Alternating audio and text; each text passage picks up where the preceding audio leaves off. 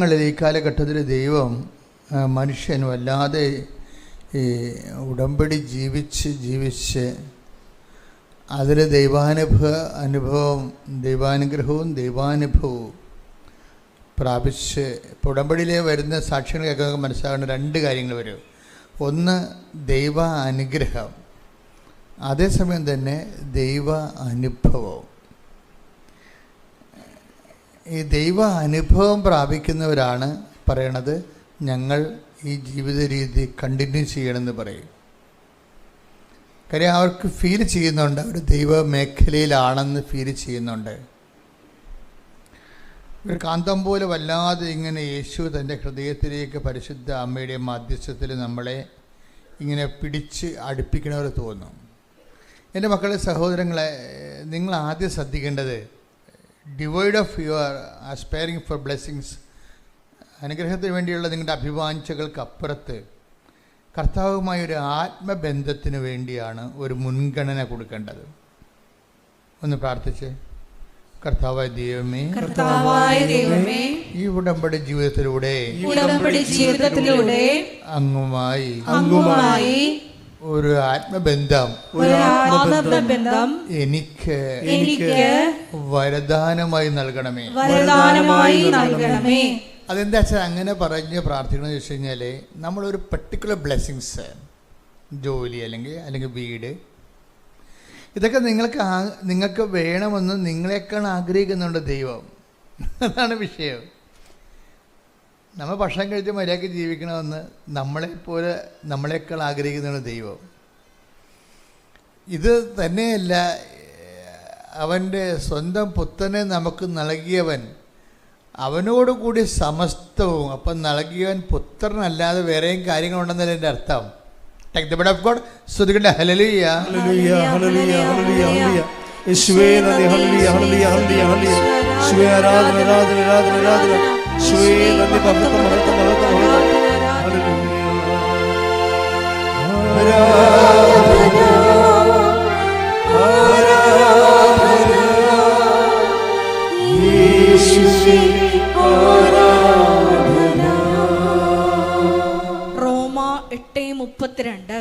റോമാലേഖനം 8:32.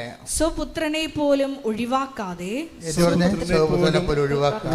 നമുക്കെല്ലാവർക്കും വേണ്ടി അവനെ ഏൽപ്പിച്ചു തന്നവൻ അവനോട് കൂടെ സമസ്തവും നമുക്ക് ദാനമായി നൽകാതിരിക്കുമോ? അപ്പോൾ ഈ സമസ്തവും എന്ന് പറയുമ്പോൾ ഈശോനെ നമ്മൾ ചോദിക്കുമ്പോൾ ഈശോൻ്റെ കൂടെ എന്തെല്ലാം ദൈവത്തിന് നമുക്ക് തരാനുണ്ടോ അതെല്ലാം ഇൻക്ലൂഡഡ് ആണ്. ഈശോനെ നമ്മൾ ചോദിക്കുമ്പോൾ എന്തെല്ലാം നമുക്ക് തരാൻ ദൈവത്തിന് സാധിക്കുമോ, നമ്മുടെ സാഹചര്യത്തിന് പറ്റുന്ന രീതിയിൽ എന്തെല്ലാം ആവശ്യമാണോ അതെല്ലാം. അതുകൊണ്ടാണ് നമ്മളൊരിക്കലും ഒരു പീരിയോഡിക്കലായിട്ടുള്ള ഒരു ഇൻറ്റേറിയം ഇടക്കാല ആത്മീയത അങ്ങനെ ഒരു സംഭവം സെറ്റ് ചെയ്യരുത്. അത് ഹെൽത്തി അല്ല. ഇടക്കാല ആത്മീയത എന്നല്ലേ. ഇടക്കാല ആത്മീയത എന്ന് പറയണത് തവളയെ വിഴുങ്ങിയ പാമ്പിനെ പോലെ ഇരിക്കും. എന്താ പ്രശ്നം? കുറച്ച് കാലത്തേക്ക് നമ്മളിങ്ങനെ ആധ്യാത്മികത മുഴച്ചിരിക്കും, പിന്നെയും പഴയതുപോലെ ഇരിക്കും. അങ്ങനെ വരരുത്. ദൈവത്തിന് തോന്നണം. ആദ്യമേ ഞാൻ നിങ്ങളെപ്പോഴും ഉടമ്പടി ധ്യാനം നടത്തുമ്പോൾ നമ്മൾ ഉടമ്പടി ചെയ്യണ ആരുമായിട്ടാണ്? ഈശോയുമായിട്ട് ഉടമ്പടി ചെയ്യണം, അല്ലേ? ഈശോയുമായിട്ട് ഉടമ്പടി ചെയ്യണം. ഇതിൻ്റെ പ്രയോക്താവ് ആരാണ്? പരിശുദ്ധ അമ്മയാണ്. അത് ഏത് പരിശുദ്ധ അമ്മ? കൃപാസ അൾത്താറെ ജീവനോടെ പ്രത്യക്ഷപ്പെട്ട പരിശുദ്ധ അമ്മ. അതാണ് വിഷയം. എന്താ കാര്യം? ആ പരിശുദ്ധ അമ്മ എന്താ പറഞ്ഞതെന്ന്? ദുരന്തം ഉണ്ടാകാൻ പോണ്, പ്രാർത്ഥിക്കണം. അത് വല്ലാത്ത അർത്ഥങ്ങളാണ് അതിൻ്റെ അകത്തുള്ളത്. അത് ആത്മീയ ദുരന്തമാകാം, ഭൗതിക ദുരന്തങ്ങളാകാം, കുടുംബ ദുരന്തങ്ങളാകാം. ഈ ട്രാജഡി എന്തെല്ലാം തരത്തിൽ വരാം. ഇപ്പം തന്നെ ഈ ഇറ്റാലിയൻ ഭാഷയൊന്നും നമുക്ക് മനസ്സിലാകത്തില്ല. ഇറ്റാലിയൻ ഭാഷ ട്രാൻസ്ലേറ്റ് ചെയ്യാൻ പാടാണ്. കാരണം നമ്മുടെ ദ്രാവിഡ ഭാഷയിലേക്ക് ട്രാൻസ്ലേറ്റ് ചെയ്യുമ്പോൾ ഉണ്ടാകുന്നൊരു ദുരന്തമുണ്ട്. അതാണിപ്പോൾ മാതാവ് അനുഭവിച്ചുകൊണ്ടിരിക്കുന്നത്. ഇറ്റാലിയൻ ഭാഷയിൽ തിരുസഭ പറഞ്ഞു മീഡിയാട്രിക്സ് എന്നുള്ള സംഭവം ഇനി നിങ്ങൾ ഉപയോഗിക്കരുതെന്ന് പറഞ്ഞു. മീഡിയാട്രിക്സ് എൻ്റെ മനസ്സിലിരിക്കണ എപ്പോഴും ഒരു സഭ ഇത് നേരത്തെ പറയേണ്ടതായിരുന്നു എന്നുള്ളതാണ്. എത്രയും പറഞ്ഞിരുന്നെങ്കിൽ അത്രയും നമ്മൾ ശക്തരായിരുന്നേനെ. എന്താ കാര്യം വെച്ച് കഴിഞ്ഞാൽ ചില അണ്ണന്മാരെങ്കിലും ഈ രക്ഷ ലോകത്ത് സാധിച്ചത് ഈശോ മാത്രമാണെന്നാണ് നാം തിരുസഭയുടെ അടിസ്ഥാന ബോധ്യവും ആദിമസഭയുടെ വിശ്വാസവും നമ്മളുടെ വിശ്വാസവും സഭയുടെ വിശ്വാസവും. ക്രിസ്തു സഭകളെല്ലാം അങ്ങനെയാണ്. അതാണ് അടിസ്ഥാനക്കല്ല്. അപ്പം ചില ആൾക്കാർ ഇതിൻ്റെ അകത്ത് ഒരു 10-80 ഞാൻ ഓർക്കുന്നുണ്ട് 86, 84 കാലഘട്ടങ്ങളിൽ മാതാവ് സഹരക്ഷകയാണെന്ന് പറഞ്ഞൊരു ഗ്രൂപ്പ്, ഈ ഗ്രൂപ്പാണ് പ്രശ്നം ഉണ്ടാക്കിയത്. ഇപ്പം മാതാവ് സഹരക്ഷകയാണെന്ന് പറഞ്ഞൊരു ഗ്രൂപ്പ് പഠിപ്പിക്കാൻ തുടങ്ങി. അവർ പഠിപ്പിക്കാൻ മാത്രമല്ല ചെയ്തത്, അവർ എല്ലാ വൈദികരെ കൊണ്ട് ഒപ്പിടിച്ച് വത്തിക്കാനിലേക്ക് കൊടുക്കാൻ മെമ്മോറാണ്ടം. ആ ചരിത്രം അറിയുമ്പോൾ മാത്രമേ ഇപ്പോഴത്തെ വിഷയം എന്നൊക്കെ എല്ലാ വൈദികരൊക്കെ ഉണ്ട്. ഞാനൊക്കെ പണ്ട് ഒപ്പിട്ട് കൊടുത്തതാണ്. അത് നിരുപദ്രവകരമായ ഒരു കാര്യമാണല്ലോ എന്ന് വിചാരിച്ചുകൊണ്ട് ഒപ്പിട്ടാണ്. പക്ഷേ അന്ന് എനിക്ക് അത്രയും തിയോളജിയെക്കുറിച്ച് ബോധ്യമില്ല. 84 അച്ഛനാണോമ്പോൾ പറ്റാണ് ഇത് പരിപാടി തുടങ്ങിയതെന്നാണ്. അക്കാലങ്ങളിൽ ഒപ്പിട്ട് കൊടുത്തതാണ്. എന്താണ് മാതാവിന് പിന്നെ എന്താ സംഭവിച്ചിട്ട് അവർ പറയുന്നതിനുള്ള മിസ്റ്റേക്ക് എന്താണെന്നറിയാമോ? അതായത് നമ്മൾക്ക് വേണ്ടി ക്രൂശിക്കപ്പെട്ടത് പരിശുദ്ധ അമ്മയല്ലല്ലോ. ആരാ ക്രൂശിക്കപ്പെട്ടത്? അതാണ്. അതായത് മനുഷ്യൻ്റെ പാപത്തിന് പരിഹാരമായിട്ട് സ്വന്തം ശരീരത്തിലെ പീഡകൾ അനുഭവിച്ച് ബലിദാനമായത് മനുഷ്യൻ ചെയ്ത പാപത്തിന് പരിഹാരമായി ദൈവം തന്നെ. ഇപ്പം ചില ആൾക്കാരൊക്കെ ഇരുന്ന് പറയും, ഇപ്പം ടി വിയിലൊക്കെ നമ്മൾ കേൾക്കാമല്ലേ, ഒത്തിരി പേര് അക്കാലങ്ങളിൽ ക്രൂശിക്കപ്പെട്ടെന്ന് പറയാം. ഒത്തിരി പേര് റോമാക്കാരുടെ ഒരു പ്രത്യേകമായ ഒരു ശിക്ഷാരീതിയാണ് കുരിശുമരണം. ക്രിസ്തു മാത്രമല്ല ക്രൂശിക്കപ്പെട്ടതെന്ന് ചില ആൾക്കാർ. അതെന്താ ലോകവിവരക്കേടാ, എന്താ പറയുക, അത് ചരിത്രപരമായിട്ട് ശരിയാണ്. പക്ഷേ ക്രിസ്തുവിൻ്റെ പ്രത്യേകത എന്താണ്? ക്രിസ്തുവിൻ്റെ പ്രത്യേകത, ക്രിസ്തു എങ്ങനെയാണ് മധ്യസ്ഥനാകണത്? ക്രിസ്തു ഒരേ സമയത്ത് ഇപ്പം മനുഷ്യൻ ചെയ്ത പാപത്തിന് ആരോടാണ് ചെയ്തിരിക്കുന്നത്? എപ്പോഴും ഞാൻ നിങ്ങളോട് പറയും, ദൈവത്തോടാണ് ചെയ്തിരിക്കുന്നത്, അല്ലേ? ദൈവിക പദ്ധതികളോട് സഹകരിക്കാതിരിക്കുന്നതാണ് പാപം എന്ന് പറയണത്. അത് ഫിഗറേറ്റീവായിട്ടാണ്, സിംബോളിക്കലായിട്ട് ബൈബിൾ അവതരിപ്പിക്കുന്നത്. ദൈവികമായ വചനങ്ങളോട് അനുസരണക്കേട് ദൈവവചനത്തോട് കാട്ടുന്ന അനുസരണക്കേടാണ് പാപം എന്ന് പറയുന്നത്.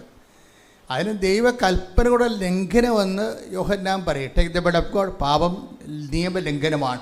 ശ്രുതികളുടെ ഹല്ലേലൂയ, ഹല്ലേലൂയ, ഹല്ലേലൂയ, ഹല്ലേലൂയ.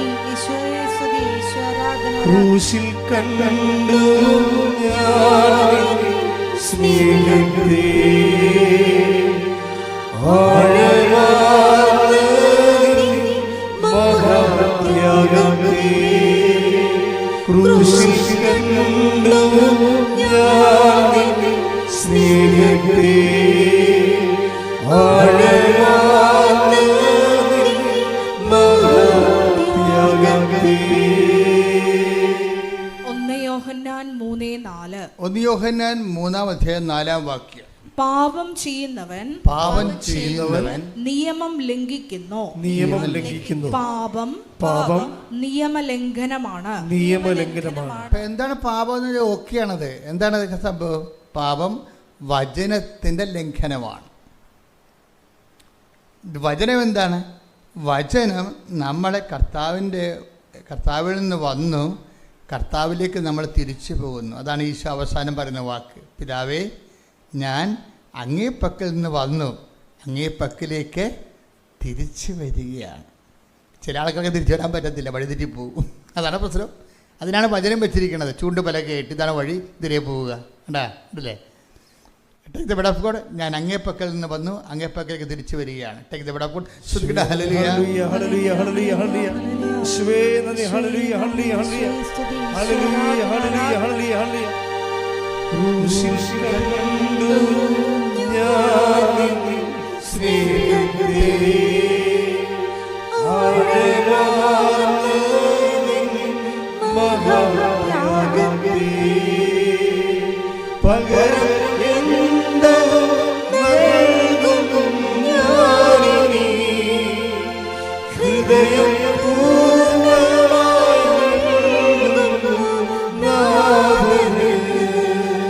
പകരം എന്തോ നൽകും ഞാനിനി ഹൃദയം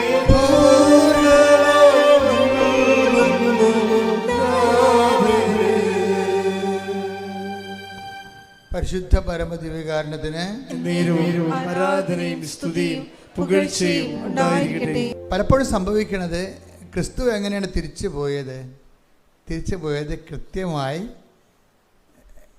ദൈവത്തിൻ്റെ വചനപ്രകാരം ജീവിച്ച് ദൗത്യം പൂർത്തിയാക്കിയാ തിരിച്ചു പോകുന്നത്. അപ്പം അതുകൊണ്ട് തന്നെയാണ് എല്ലാവരും ദൈവഭവനത്തിൽ നിന്ന് വന്ന് ദൈവഭവനത്തിലേക്ക് തിരിച്ചു പോകണം. നമ്മൾ തിരിച്ചു പോക്ക് ഉറപ്പുവരുത്താനാണ് ഈ അനുതാപം വരണതേ. പിതാവേ, ഞാൻ അങ്ങേപ്പക്കൽ നിന്ന് വന്നു, അങ്ങേപ്പക്കലേക്ക് തിരിച്ചു വരികയാണ്. അങ്ങേപ്പക്കൽ നിന്ന് വരുന്നതിന് കുഴപ്പമില്ല, അത് നമ്മുടെ നടപടിയല്ല. Take the bed of God. ഞാൻ അങ്ങേപ്പക്കൽ നിന്ന് വന്നു, അങ്ങേപ്പക്കലേക്ക് തിരിച്ചു വരികയാണ്. Take the bed of God. Yohannan 16:28. Yohannan 16:28. ഞാൻ പിതാവിൽ നിന്ന് പുറപ്പെട്ട് ഞാൻ പിതാവിന്റെ പുറപ്പെട്ട് ലോകത്തിലേക്ക് വന്നു. ഇപ്പോൾ വീണ്ടും ലോകം വിട്ട് പിതാവിന്റെ അടുത്തേക്ക് പോകുന്നു. ഇതാണ് സംഭവം. എത്ര? യോഹന്നാൻ 16:28. അപ്പൊ എന്താ വിഷയം? പിതാവിന് അങ്ങേപ്പക്കൽ നിന്ന് വന്നു, അങ്ങേപ്പക്കലേക്ക് തിരിച്ചു വരികയാണ്. എന്താ പ്രശ്നം? അങ്ങേപ്പക്കൽ നിന്ന് വന്നു എന്ന് പറയണത് നമ്മൾ ആരെങ്കിലും മെമ്മോറാണ്ടം കൊടുത്തിട്ട് വന്നതാണോ? പിതാവിന് അങ്ങേപ്പക്കൽ നിന്ന് വന്ന് നമ്മൾ അങ്ങേപ്പക്കൽ നിന്ന് തന്നെ വന്നിരിക്കണത് നമ്മൾ ആരെങ്കിലും അപേക്ഷ കൊടുത്തിട്ട് വന്നതാണോ? അല്ല, അത് ദൈവത്തിൻ്റെ നടപടിക്രമമാണ്, ദൈവത്തിൻ്റെ സ്നേഹത്തിൻ്റെ പ്രവൃത്തിയാണ്. നമുക്ക് ഈ ഭൂമിയിൽ ഒരു ജന്മം നൽകിയതും അതിലൂടെ കർത്താവിനെ അറിഞ്ഞ് ജീവിക്കാനും ഈ ഭൂമിയിൽ ദൈവത്തെ മഹത്വപ്പെടുത്തി മുന്നേറുവാനും ദൈവത്തിൻ്റെ കൃപയിൽ ഇത് പര്യവസാനിപ്പിക്കാനും ദൈവം നമുക്ക് നൽകുന്ന ഒരവസരമാണ്. ഇനി പ്രോബ്ലം വന്നിരിക്കുന്നത് എങ്ങനെയാണ്? ദൈവത്തിൻ്റെ അടുക്കിലേക്ക് നിന്ന് വന്നുവെന്നുള്ളത് ദൈവത്തിൻ്റെ പ്രവൃത്തിയാണ്, അല്ലേ? അതിന് ഈ ജീവിതകാലം മുഴുവൻ നമ്മൾ നന്ദി പറയണം. പിന്നെ എന്താണ്? അങ്ങേപ്പക്കലേക്ക് തിരിച്ചു വരികയാണ്. അപ്പോഴാണ് പ്രശ്നം. ബ്രീഡിയ അങ്ങേപ്പക്കലേക്ക് തിരിച്ചു വരണത് ദൈവത്തിൻ്റെ പ്രവൃത്തിയല്ല. ഒരു കാന്തവും വെച്ചിട്ടില്ല നിന്നെ അങ്ങോട്ട് വലിച്ചെടുക്കാൻ വേണ്ടി. പക്ഷെ വഴികൾ പറഞ്ഞു തന്നിട്ടുണ്ട് എങ്ങനെ വരണമെന്ന്, തിരിച്ചു വരണമെന്ന്. അതിനാണ് വചനം തന്നിരിക്കുന്നത്.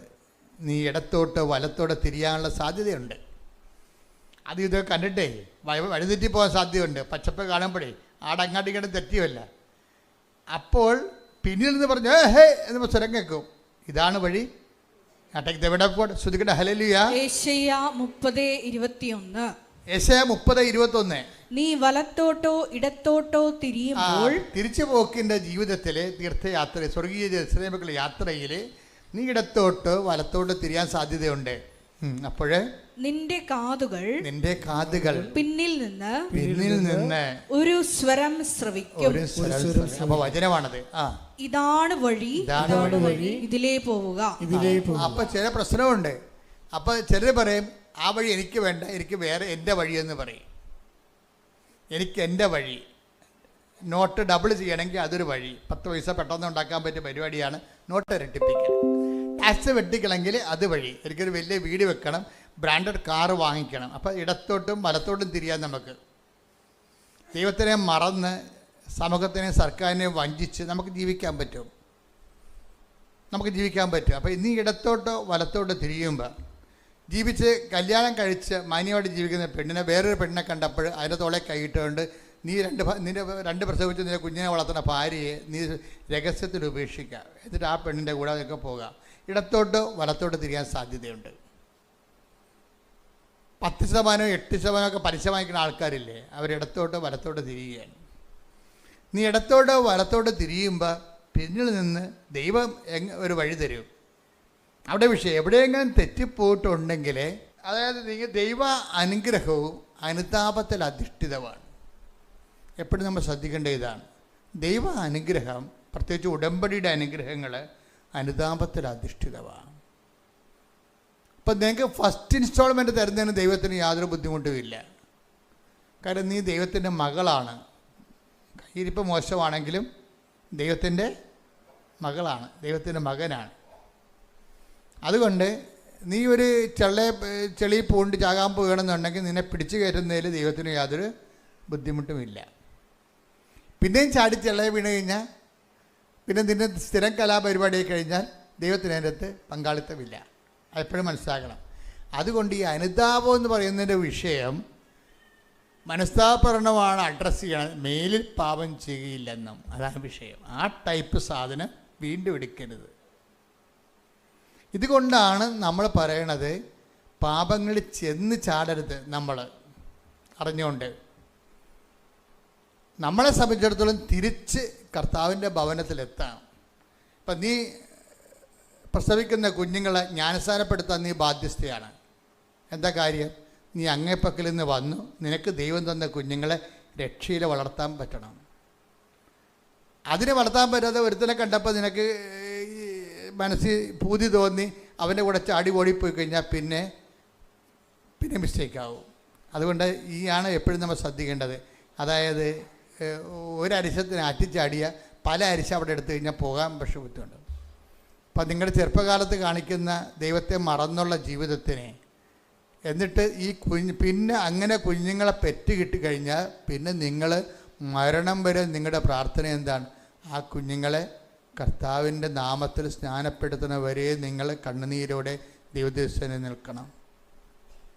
വിശുദ്ധിയോടെ നിങ്ങൾ ജീവിക്കണം. വിശുദ്ധിയോടെ നിൻ്റെ ജീവിത പങ്കാളിയെ ദൈവത്തിന് സമർപ്പിച്ചുകൊണ്ട് തന്നെ നിനക്ക് നിൻ്റെ രീതി വിശുദ്ധിയോടെ ജീവിക്കാൻ കഴിയും. ഇപ്പം അഗസ്റ്റിൻ്റെയൊക്കെ അപ്പനെന്ന് പറയണത്, സെൻ്റ് അഗസ്റ്റിൻ്റെയൊക്കെ അപ്പനെന്ന് പറയണത് കത്തോലിക്കനല്ലായിരുന്നു, ശരിക്കും പറഞ്ഞാൽ ക്രിസ്ത്യാനി അല്ലായിരുന്നു. അവരുടെ കൂടെ മോനിക്ക പുണ്യാളത്തിൽ ജീവിച്ച് വിശുദ്ധയായിട്ടുണ്ട്. അപ്പോൾ സഭയിൽ പുതിയ കാര്യങ്ങളൊന്നും അല്ല ഇത്. മനുഷ്യനുണ്ടാകുന്ന കാര്യങ്ങളല്ല, ഇതുപോലെ അവറേഷൻസ് ഉണ്ടാവും. പക്ഷെ നമുക്കൊരു മനസ്സാക്ഷിയുണ്ട്. എന്താണ്? തിരിച്ച് പിതാവിൻ്റെ അടുത്തേക്ക് എത്തണം. നമ്മൾ ജനിപ്പിക്കുന്ന കുഞ്ഞ് കർത്താവിനെ അറിയണം. അങ്ങനെയാണ് അഗസ്റ്റിൻ എല്ലാ മോശകരമായ ജീവിതത്തിൽ നിന്ന് തിരിച്ചു വന്നിട്ട് കർത്താവിനെ അറിഞ്ഞ് ആ മനുഷ്യൻ അവസാനം വിശ്വാസം സ്വീകരിച്ച് വൈദികനായി, മെത്രാനായി, വിശുദ്ധനായി, പണ്ഡിതനായി. കണ്ടാ, ഇപ്പോൾ ഒന്നും അസാധ്യമല്ല. ഒരു അമ്മ വിചാരിച്ചത് കൊണ്ടാണ്. ഒരു അമ്മയുടെ അനുതാപമാണ് ഈ അഗസ്റ്റിൻ എന്ന് പറയുന്ന വിശുദ്ധൻ. ഒരു അമ്മയുടെ അവരുടെ ജീവിതകാലത്ത് പ്രത്യേക സാഹചര്യ സമ്മർദ്ദം കൊണ്ട് അവർ പെട്ടുപോയി. പക്ഷേ പെട്ടുപോയി കിടന്നതിന് പിന്നെ അത് അവിടെ കിടന്ന് നീതീകരിക്കുകയല്ല, നീതീകരിച്ച് മെഴുകേണ്ട കാര്യമില്ല. മറിച്ച് സത്യത്തെ മനസ്സിലാക്കുമ്പോൾ തിരിച്ചു വരാനുള്ള എല്ലാ ആഗ്രഹങ്ങളും മനസ്സിൽ സൂക്ഷിച്ച് അതിനുവേണ്ടി കാര്യങ്ങൾ ആത്മീയമായി ക്രമീകരിച്ച് ദൈവത്തിന് ലക്ഷ്യമാക്കി ജീവിതം പുനഃക്രമീകരിച്ച് കഴിയുമ്പോൾ അനുതാപത്തിൻ്റെ ഫലങ്ങളാവും. പ്രാർത്ഥിക്കുക. കർത്താവായ ദൈവമേ, നടന്ന് സംഭവിച്ചു പോയിട്ടുള്ള അബദ്ധങ്ങളെ അനുതാപത്തിലൂടെ ദൈവ തിരുസന്നിധിയിലെ നീതീകരിക്കപ്പെട്ടവളാകാൻ, നീതീകരിക്കപ്പെട്ടവനാകാൻ ഏകലക്ഷ്യമായ ഏകസത്യമായ യേശുക്രിസ്തുവിലേക്ക് നടന്നെടുക്കുവാൻ തിരിച്ചു ചെല്ലുമ്പോൾ ദൈവ തിരുസന്നിധിയിലെ എത്തിച്ചേരുവാൻ എന്നെ സഹായിക്കണമേ. തിരിച്ച് ചെല്ലലെ ഉറപ്പ് വരുത്തുന്നതിന് വേണ്ടി ദൈവം ഈ ഭൂമിയിൽ വെച്ചിരിക്കുന്ന സംവിധാനമാണ് സഭയുടെ പ്രബോധന അധികാരം എന്ന് പറയുന്നത്. എന്തിനാണ് സഭയുടെ പ്രബോധന അധികാരം വെച്ചിരിക്കുന്നത്? സഭ ഓരോരോ കാലത്ത് സഭയ്ക്ക് നൽകിയിട്ടുള്ള അഴിക്കാനും ബന്ധിക്കാനുമുള്ള അധികാരം വെച്ചുകൊണ്ട് സഭ നമ്മുടെ തിരിച്ചു ചെല്ലലെ, ദൈവത്തിലേക്ക് തിരിച്ചു ചെല്ലലെ സുഗമമാക്കും. സഭ ചെയ്യുന്നത് സുഗമമാക്കുകയാണ്. എന്താ കാര്യം? എവിടെയെങ്കിലുമൊക്കെ ചില സമയത്ത് ചില തർക്കവിതർക്കങ്ങളൊക്കെ ഉണ്ടാവും. മാതാവിൻ്റെ കന്യാത്വത്തെക്കുറിച്ചോ ദൈവമാതൃത്വത്തെക്കുറിച്ചോ അമലോത്ഭവത്തെക്കുറിച്ചോ ഓരോ കാലഘട്ടങ്ങളിലെ മനുഷ്യന്മാരുടെ എതിർ ചിന്തകളൊക്കെ വരും. അപ്പം ആ എതിർ ചിന്തകൾ വരുമ്പോൾ നമ്മുടെ യാത്രകളെ അത് ദുർഗമനം ചെയ്ത് അതിൻ്റെ സ്പീഡ് കുറക്കും. അപ്പം സഭയാണ് ഈ തടസ്സങ്ങൾ മാറ്റുന്നത്. എന്ത് ചെയ്യും? സഭ പറയും ഇന്നതാണ് നമ്മൾ വിശ്വസിക്കേണ്ടത് എന്ന് പറയും. ഇന്നതാണ് വിശ്വസിക്കേണ്ടത്. ഇപ്പം സഭ ഇപ്പം എന്താ പറഞ്ഞിരിക്കുന്നത്? മീഡിയാട്രിക്സ് എന്ന് പറഞ്ഞു കഴിഞ്ഞാൽ രക്ഷാകര മാധ്യസ്ഥം. രണ്ടു തരം മാധ്യസ്ഥമുണ്ട്. മലയാളത്തിലെല്ലാം മാധ്യസ്ഥം എന്നാണ് പറയണമെങ്കിലും അപേക്ഷാ മാധ്യസ്ഥമുണ്ട്, പ്രാർത്ഥനാ മാധ്യസ്ഥമുണ്ട്, രക്ഷാകര ദൗത്യ മാധ്യസ്ഥമുണ്ട്. എന്ന് വെച്ചാൽ രക്ഷാകര ദൗത്യം എന്ന് പറഞ്ഞാൽ എന്താ? രക്ഷാകര ദൗത്യം മനുഷ്യൻ ചെയ്ത പാപത്തിന് പരിഹാരമായിട്ട് മനുഷ്യൻ ആരോടാണ് ചെയ്തത്? ദൈവത്തോടാണ് ചെയ്തത്. എന്താണ് ചെയ്തത്? ദൈവത്തിൻ്റെ വചനം ലംഘിക്കുകയാണ് ചെയ്തത്. ഇപ്പം ഉള്ളൊരു കുഴപ്പം ഇവിടെ വന്നിരിക്കുന്നത്, ഇപ്പം നിങ്ങൾ എന്നോട് പാപം ചെയ്താൽ തെറ്റ് ചെയ്ത് കഴിഞ്ഞാൽ ഞാൻ ക്ഷമിക്കും. പക്ഷെ ഒരു പ്രോബ്ലം എന്ന് വെച്ച് കഴിഞ്ഞാൽ നിങ്ങളെ ഇപ്പം ഞാൻ എപ്പോഴും നിങ്ങളോട് പറയുന്ന സിമ്പിൾ ഉദാഹരണമില്ലേ? എന്താ പറയണത്? നിങ്ങളൊരു കല്ല് പെറുക്കി ഒരു പട്ടി എറിയുന്നു. പട്ടി കുറച്ചുകൊണ്ട് പോകും. ചില പട്ടിയാണെങ്കിൽ ട്രെയിനിലാണെങ്കിൽ നിങ്ങളുടെ പടലിൽ കൊണ്ടുപോകും. അല്ലെങ്കിൽ നാട്ടുപട്ടിയാണെങ്കിൽ ഇത് ഓടിക്കളി. നിങ്ങൾ കല്ല് പെറുക്കി ഒരു മനുഷ്യനെ എറിയുന്നു. നിങ്ങൾ അയാളുടെ തലക്ക് മുകളിൽ മുറിവുണ്ടെങ്കിൽ അയാളുണ്ടെങ്കിൽ പോലീസ് സ്റ്റേഷനിൽ കംപ്ലൈൻറ്റ് കൊടുക്കും. എറിഞ്ഞ കല്ലൊന്നാണ്, എറിഞ്ഞത് നിങ്ങളാണ്. പക്ഷേ ഇപ്പം ഗ്രാവിറ്റി വ്യത്യാസം വന്നു. തലക്ക് മുകളിൽ മുറിവുണ്ട്, പോലീസ് എന്ത് ചെയ്യും? വധശ്രമത്തിന് കേസെടുക്കും. പണിയായി. കല്ലൊന്നാണ്, പട്ടി എറിഞ്ഞ കല്ല് തന്നെയാണ്. ഇപ്പം എന്നാ പറ്റിയിരിക്കുന്നത്? ഞാൻ ഇപ്പം ഇത് പറയണമെന്നറിയാവോ? ഇവിടെ സുവിശേഷത്തിൻ്റെ സീറോ നോളജുള്ള ആൾക്കാരും ഇത് കേൾക്കുന്നുണ്ട്. അതുകൊണ്ട് അവർക്ക് കൂടി മനസ്സിലാക്കാനാണ് ഇത് ലളിതമായി പറയണത്. വളരെ ലളിതമായി പറയണത്. പണ്ഡിതന്മാർക്ക് ചിലപ്പോൾ ഇത് ബോറായിട്ട് തോന്നും. ക്ഷമിക്കുക, വേറെ മാർഗമൊന്നുമില്ല. ഈ വിഷയം തന്നെ നമ്മൾ ദൈവത്തോട് ചെയ്താലോ അപരിഹാര്യമായി പോകും. അതാണ് വിഷയം വന്നിരിക്കുന്നത്. ഇത് ബാലൻസ് ചെയ്യുക. അത് രക്ഷാ നടപടിക്രമങ്ങൾ മനസ്സിലാക്കണം. ഇതേ തെറ്റ് തന്നെ നമ്മൾ മനുഷ്യൻ ദൈവത്തോട് ചെയ്യുമ്പോൾ എന്ത് പറ്റും? മനുഷ്യന് അത് പരിഹരിക്കാൻ പറ്റാതെ വരും. അപ്പോൾ പിന്നെ ഉള്ള മാർഗം എന്താണ്? ദൈവം തന്നെ മനുഷ്യനാകണം. മനസ്സിലായില്ലേ? അതാണ് ഈശോ എന്ന് പറയുന്നത്. ദൈവം തന്നെ മനുഷ്യനായിട്ട് മനുഷ്യൻ ചെയ്ത പാപത്തിന് മനുഷ്യപ്രകൃതിയിൽ പീഡകൾ അനുഭവിച്ചുകൊണ്ട് ദൈവത്തോട് പരിഹാരം ചെയ്യണം. അങ്ങനെയാണ് ക്രിസ്തു മധ്യസ്ഥനാകുന്നത്. അതാണ് ഏക മധ്യസ്ഥൻ. മനസ്സിലായില്ലേ? ഏക മധ്യസ്ഥൻ മീഡിയേറ്റേഴ്സ് എന്ന് പറഞ്ഞാൽ അതാണ്. എന്നുവെച്ചാൽ ആർക്കും പരിഹരിക്കാൻ പറ്റത്തില്ല. അല്ലാതെ പ്രാർത്ഥനയ്ക്ക് മധ്യസ്ഥം വഹിക്കണം അല്ല വിഷയം. ഈ മനുഷ്യപ്രകൃതി വന്നുപോയ വരപ്രസാദത്തിൻ്റെ ശോഷണവും അത് പരിഹരിക്കാൻ നഷ്ടപ്പെട്ടു പോയ ദൈവിക ജീവനും കൃപയും അതാണ് വചനം പറയണത്.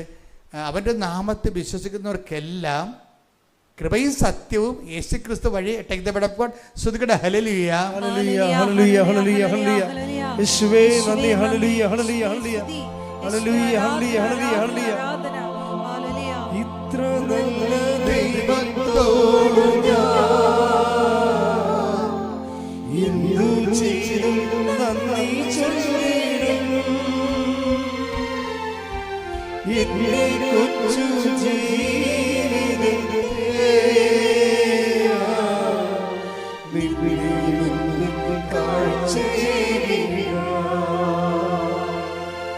ഇത്ര നല്ല ദൈവത്തോടു എന്തു ചെയ്തും നന്ദി ചൊല്ലിടും. എന്റെ കൊച്ചു ജീവിതത്തെ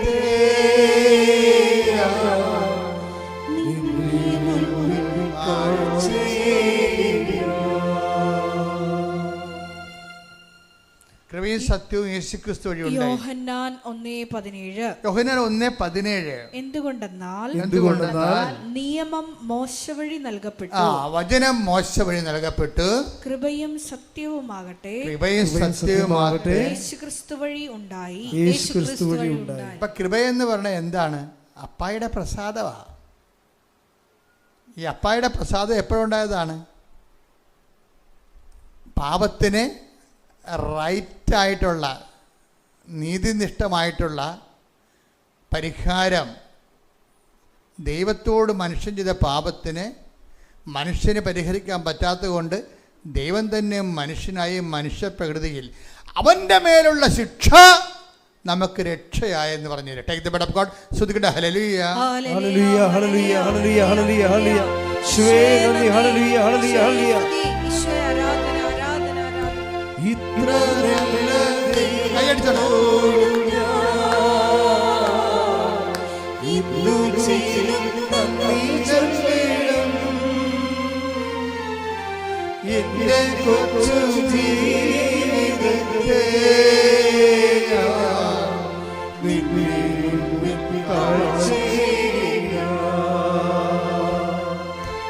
ഇത്ര നല്ല ദൈവത്തോട് എന്തു ചെയ്തും നന്ദി ചൊല്ലിടും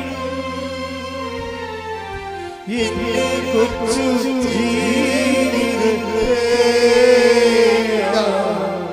നിന്നെ മുമ്പിൽ കാഴ്ചയിടും. ശ്രുതിക്കട്ടെ ഹല്ലേലൂയ. ദൈവത്തോട് എന്തു ചെയ്തും നന്ദി ചൊല്ലിടും എന്റെ കൊച്ചു ജീവിതത്തെ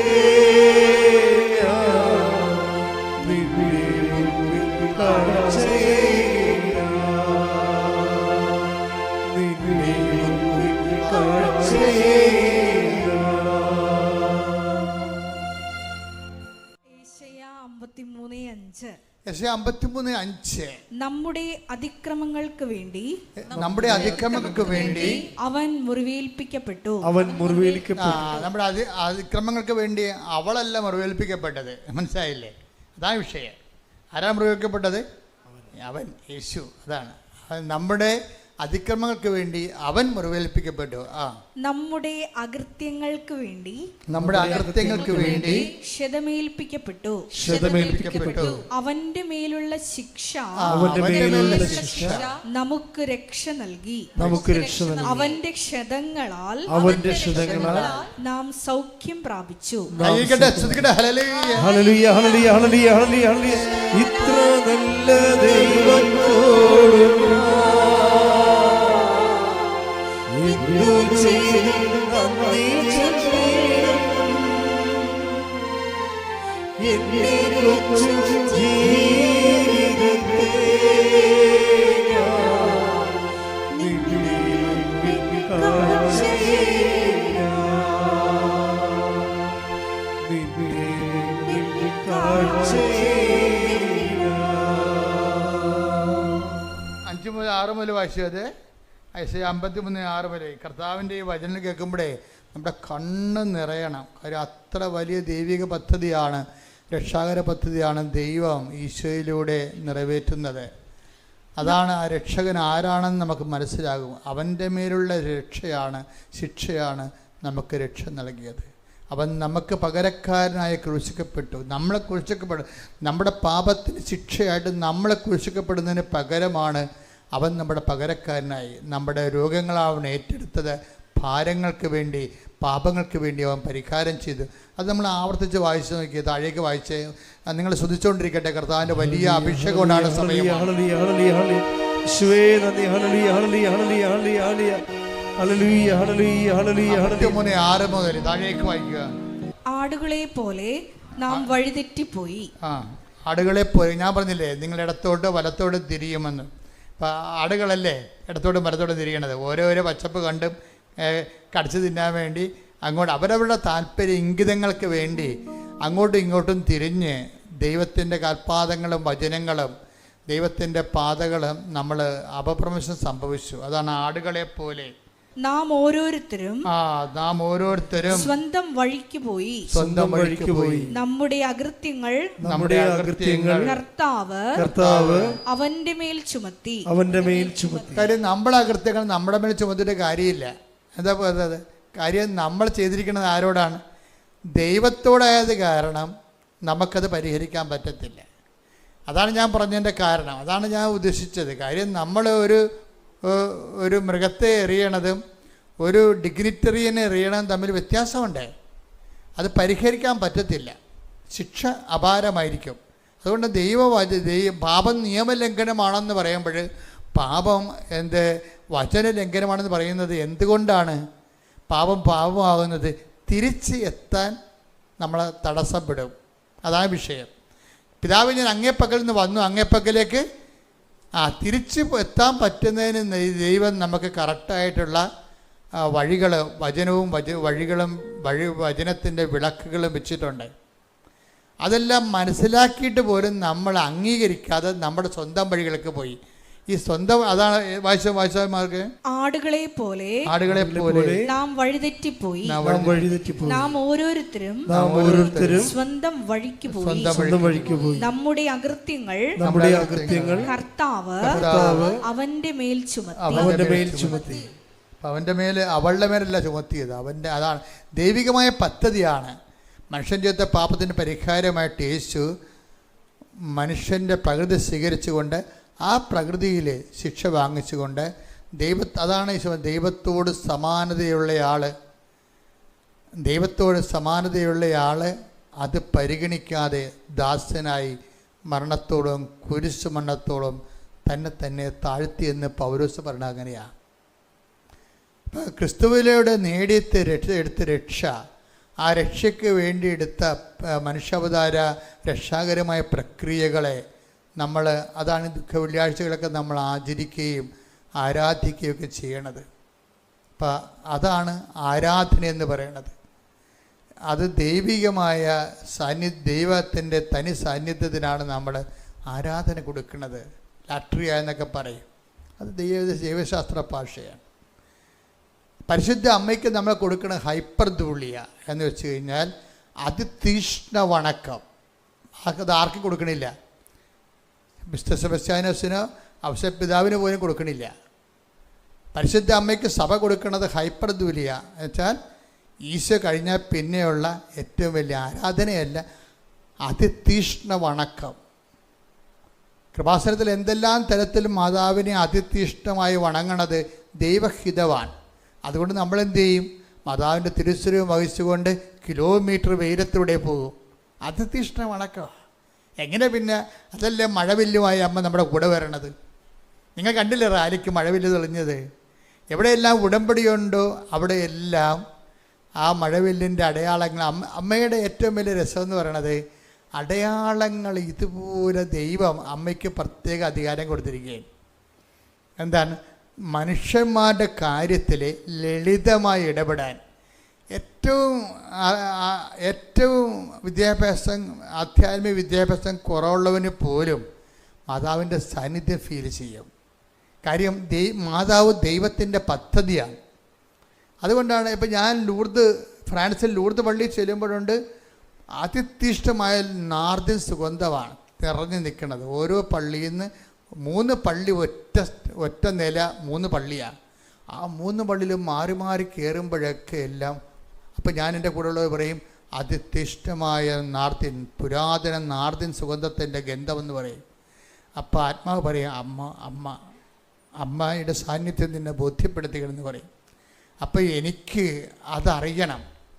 അപ്പോൾ ദൈവം എന്നോട് സംസാരിക്കുന്നത് എനിക്ക് 100 അനുഭവങ്ങളുണ്ട്. അപ്പോൾ ഞാൻ മുറി ചെന്നിട്ട് പറഞ്ഞ് എന്താണ് ലൂർദ് പള്ളി സംഭവിച്ചതെന്ന് ചോദിക്കുമ്പോൾ ഉടനെ ഓപ്പൺ ചെയ്യും. 12:3 കാണിക്കും. 12:3 യോഹന്നാൻ്റെ സുവിശേഷം.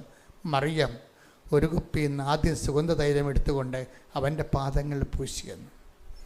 അപ്പം ഇങ്ങനെ സ്വകാര്യ ബോധ്യങ്ങൾ കിട്ടുന്ന ഒരു 10,000-കണക്കിന് അനുഭവങ്ങളുടെ ആകത്തുകയാണ് ശരിക്കും പറഞ്ഞാൽ എന്നെ പലപ്പോഴും ദൈവം നിങ്ങളുടെ പക്ഷത്താണ്. നിങ്ങളുടെ ഈ കണ്ണീരിൻ്റെ കാലത്ത് അമ്മ നിങ്ങളുടെ കൂടെ വരും എന്ന് നിങ്ങളെ ഞാൻ ഉത്ബോധിപ്പിക്കുന്നത് ഈ സ്വകാര്യ അനുഭവങ്ങൾ മാത്രമല്ല. കാനായിലെ കല്യാണത്തിലെ അമ്മയെ എടുത്ത് മാറ്റിക്കഴിഞ്ഞാൽ ആ കുടുംബം എന്തു ചെയ്യും? വായ്പ മേടിച്ച് ആ കാര്യം അഡ്ജസ്റ്റ് ചെയ്യും, അല്ലെങ്കിൽ നാണം കെട്ട് പിരിയും. വേറെ ഒന്നും സംഭവിക്കണേ നിങ്ങൾക്കറിയാമല്ലോ. അതിൻ്റെ വിഷയം അറിയാം. കാനായിലെ കല്യാണത്തിൽ നിന്ന് ആ കല്യാണ വീട്ടിൽ നിന്ന് അമ്മയെ എടുത്ത് മാറ്റിക്കഴിഞ്ഞാൽ എന്ത് സംഭവിക്കും? ആ കുടുംബം നാണം കെട്ട് പിരിയും. എന്താ കാര്യം? ഒന്നാമത്തിൽ ഇങ്ങനെ ഭൗതികമായ ഒരു മനുഷ്യൻ്റെ വൈകാരിക പ്രശ്നങ്ങൾ കർത്താവിൻ്റെ പ്രൈമറി റെഫറൻസിലില്ല. കാര്യം എന്താണ്? ഞാൻ വന്നിരിക്കുന്നത് വെള്ളം വീഞ്ഞാക്കാനല്ല, ഞാൻ വന്നിരിക്കുന്നത് അവർക്ക് ജീവനുണ്ടാകാനും അതാണ് വിഷയം. ആ കൃപയുടെ മധ്യസ്ഥനാണ് ഈശോ. മനുഷ്യാവതാര രഹസ്യത്തിലൂടെ മുഴുവൻ കൃപകളുടെ ഏക മധ്യസ്ഥനായിട്ട് ആര് വരുന്നു? ഈശോ വരുന്നു.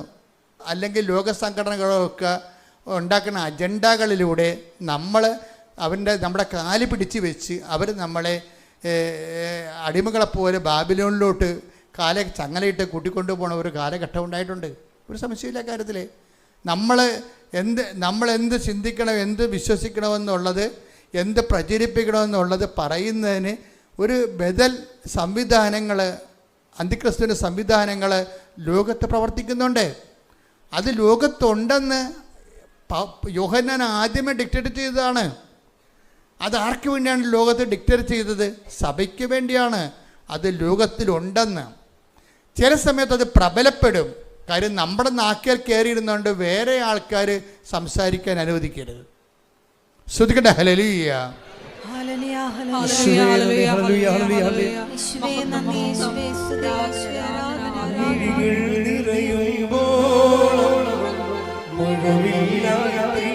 സത്യം പാടുക.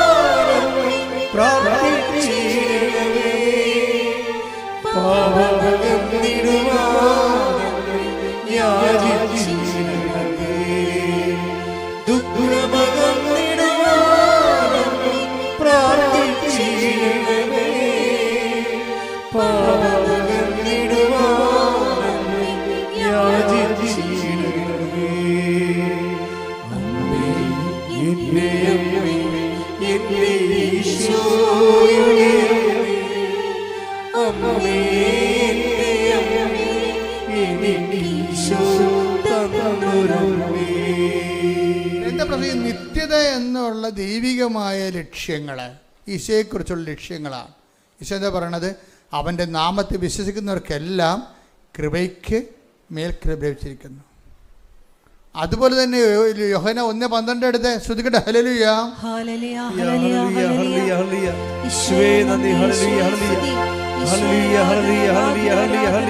യോഹന്നാൻ 1:12 തന്നെ സ്വീകരിച്ചവർക്കെല്ലാം തന്റെ നാമത്തിൽ വിശ്വസിക്കുന്നവർക്കെല്ലാം ദൈവമക്കളാകാൻ അവൻ കഴിവ് നൽകി. ഈ കഴിവാണ് കൃപയെന്ന് പറയണത്. അതുകൊണ്ടാണ് 16 വായിച്ചേ. അവന്റെ പൂർണ്ണതയിൽ നിന്ന് നാം എല്ലാം കഴിവിന് മേൽ കഴിവ്. അതാണ് വിഷയം. അവന്റെ പൂർണ്ണതയിൽ നിന്ന് അവനെന്താണ്? അവൻ പാപത്തിന് പരിഹാരമായി, പാപത്തിന് സ്വന്തം ശരീരത്തിൽ ശിക്ഷ വാങ്ങിച്ച് മനുഷ്യൻ ദൈവത്തോട് ചെയ്ത പാപത്തിന് പരിഹാരം ചെയ്യാൻ മനുഷ്യന് കഴിയാതെ വന്നതുകൊണ്ട്, മനുഷ്യൻ അതിന് കോമ്പറ്റൻ്റ് ആയിട്ടുള്ള ഒരു പാർട്ട്ണർ അല്ലാത്തത് കൊണ്ടും ദൈവം തന്നെ യേശുക്രിസ്തുവിൽ മനുഷ്യാവതാരം സ്വീകരിക്കുമ്പോഴാണ് അവൻ ഏക മധ്യസ്ഥനായി മാറുന്നത്. അവൻ ആ മനുഷ്യാവതാരത്തിലൂടെയും അവൻ്റെ പാപത്തിന് പരിഹാരമായി അവൻ ഏറ്റെടുത്ത പീഡാസഹനങ്ങളിലൂടെയും അവൻ നേടിയെടുത്ത വരപ്രസാദത്തിൻ്റെ പൂർണ്ണത എന്നാണ് പറഞ്ഞത്. അതാണ് അവൻ്റെ പൂർണ്ണതയിൽ നിന്ന് നാം എല്ലാം കൃപയ്ക്ക് മേൽ കൃപ സ്വീകരിച്ചിരിക്കുന്നു. അവൻ്റെ പൂർണ്ണതയിൽ നിന്ന് നാം എല്ലാം കൃപയ്ക്ക് മേൽ കൃപ സ്വീകരിക്കുമ്പോൾ കൃപാവരങ്ങളുടെ പൂർണ്ണത ആരാണ്? അവനാണ്. കൈയടിക്കട്ടെ, ശ്രദ്ധിക്കട്ടെ. ഹല്ലേലൂയ. യേശുവേ നന്ദി. ഹല്ലേലൂയ. കൃപയാലേ കൃപയാലേ കൃപയാലേ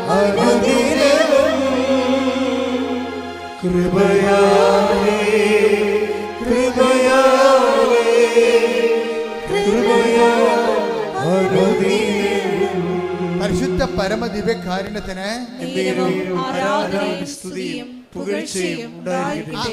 കൃപാവരങ്ങളുടെ പൂർണ്ണതയാണ്. അവൻ കൃപയുടെ ഒരു സമുദ്രമാണ്, അതിൻ്റെ കൃപയുടെ ഒരു തടാകമാണ്. ഈ കൃപയുടെ തടാകങ്ങളിൽ നിന്നാണ് പിന്നെ വലിയ നദികൾ വരണത്.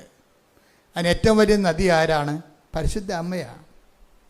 കൃപയുടെ തടാകം ആരാണ്? പാപത്തിന് പരിഹാരം ചെയ്തതും പിതാവിൻ്റെ മനസ്സിനെ പ്രസാദിപ്പിക്കുമ്പോഴാണ് പ്രസാദം കൃപയുണ്ടാകണത്. പിതാവിൻ്റെ മനസ്സിനെ പ്രസാദിപ്പിക്കുമ്പോൾ 18:12 എടുത്ത് 12:18 മത്തായിയുടെ സുവിശേഷം. ശ്രദ്ധിക്കട്ടെ. ഹല്ലേലൂയ ഹല്ലേലൂയ ഹല്ലേലൂയ ഹല്ലേലൂയ. യേശുവേ നന്ദി. ഹല്ലേലൂയ ഹല്ലേലൂയ ഹല്ലേലൂയ. യേശുവേ ആരാധന ആരാധന ആരാധന. യേശുവേ നന്ദി മഹത്വം. മത്തായി 12:18. മത്തായി 12:18. ഇതാ ഞാൻ തിരഞ്ഞെടുത്ത എൻ്റെ ദാസൻ. അതാണ് വിഷയം. ദാസൻ, ദാസിയല്ല. ഇതാ ഞാൻ. ഈ വിഷയത്തിന് വേണ്ടി ദൈവപിതാവ് ഒരാളെ മാത്രമേ തിരഞ്ഞെടുത്തുള്ളൂ. അതാണ് ഏക രക്ഷകൻ എന്ന് പറയണത്. നമ്മൾ പല രക്ഷകന്മാരെ തിരഞ്ഞെടുത്തിട്ടില്ല. ഇതാ ഞാൻ തിരഞ്ഞെടുത്ത എൻ്റെ ദാസൻ, എൻ്റെ ദാസൻ, എൻ്റെ ആത്മാവ് പ്രസാദിച്ച. എൻ്റെ ആത്മാവ് പ്രസാദിച്ച. ആ പ്രസാദമാണ് കൃപയെന്ന് പറയണം. മനസ്സിലായില്ലേ? എൻ്റെ ആത്മാവ് പ്രസാദിച്ച എൻ്റെ പ്രിയപ്പെട്ടവൻ, എൻ്റെ പ്രിയപ്പെട്ടവൻ. ഞാൻ അവന്റെ മേൽ എൻ്റെ ആത്മാവിനെ അയക്കും. എൻ്റെ ആത്മാവിനെ അയക്കും.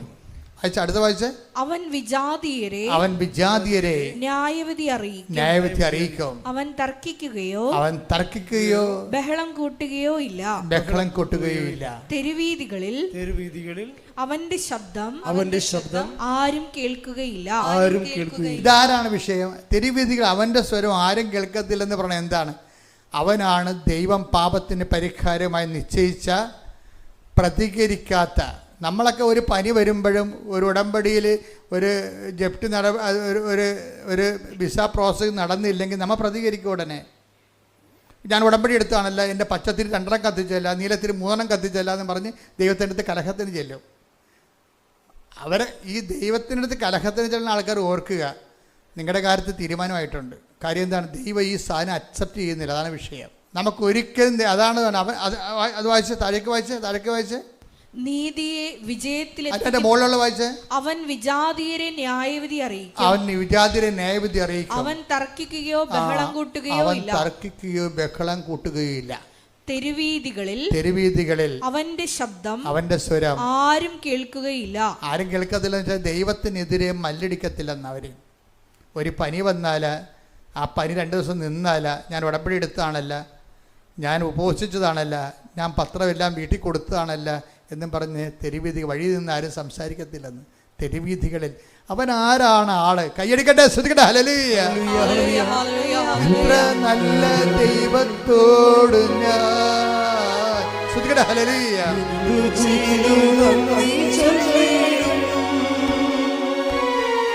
ഇത്ര നല്ല ദൈവത്തോട്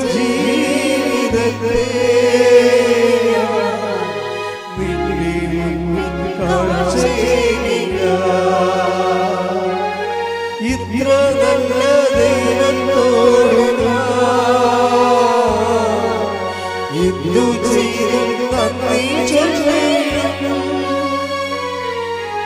എന്റെ കൊച്ചു ജീവിതത്തെ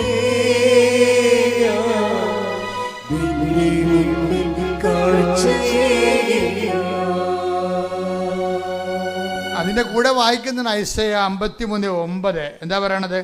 അവൻ ഒരു അതിക്രമവും ചെയ്തില്ല. കർത്താവിൻ്റെ ഏകരക്ഷകത്തിൻ്റെ രക്ഷകൻ്റെ യോഗ്യത എന്താണ്?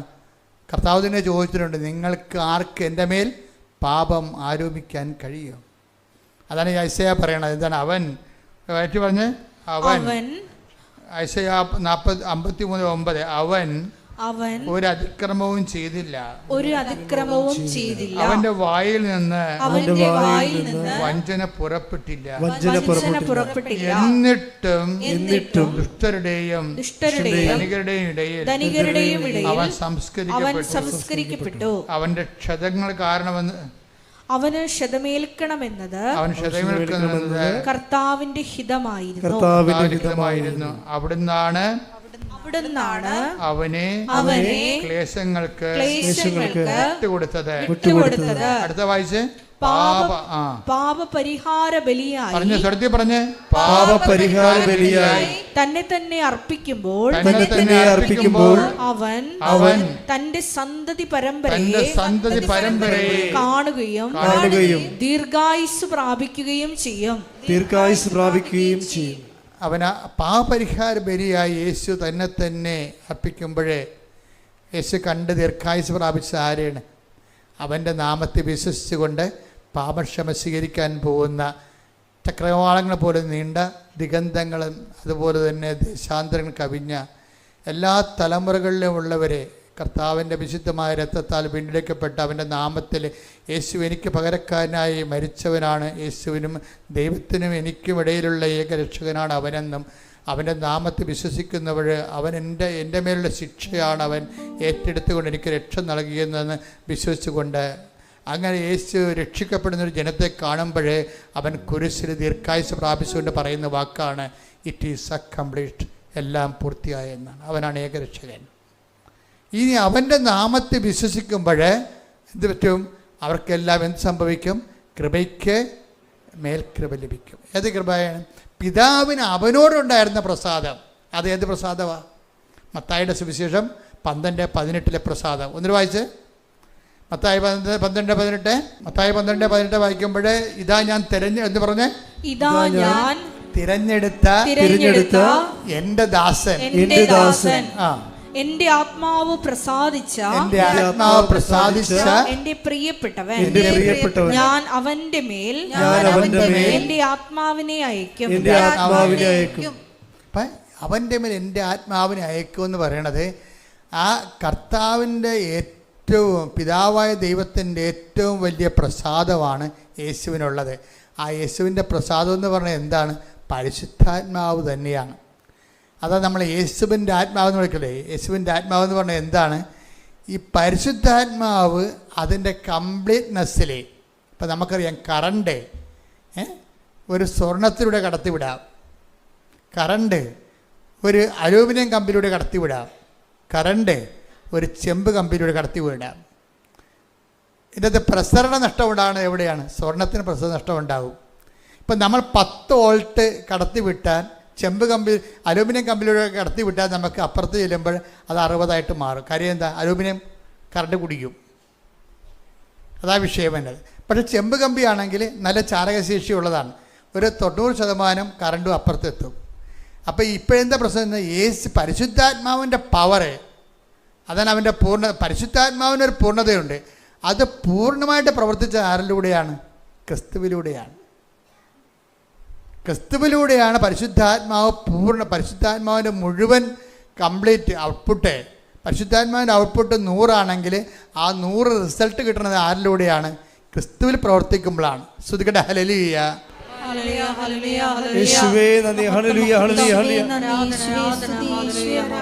അതാണ് നമ്മൾ ക്രിസ്തുവിൻ്റെ ആത്മാവ് എന്ന് പറയുന്നത്. കർത്താവിൻ്റെ ആത്മാവെന്നൊക്കെ പറയത്തില്ലേ? ക്രിസ്തുവിൻ്റെ ആത്മാവെന്ന് പറയും. ക്രിസ്തുവിൽ പ്രവർത്തിച്ച് 100% റിസൾട്ട് ഉണ്ടാക്കിയ പരിശുദ്ധാത്മാവ്.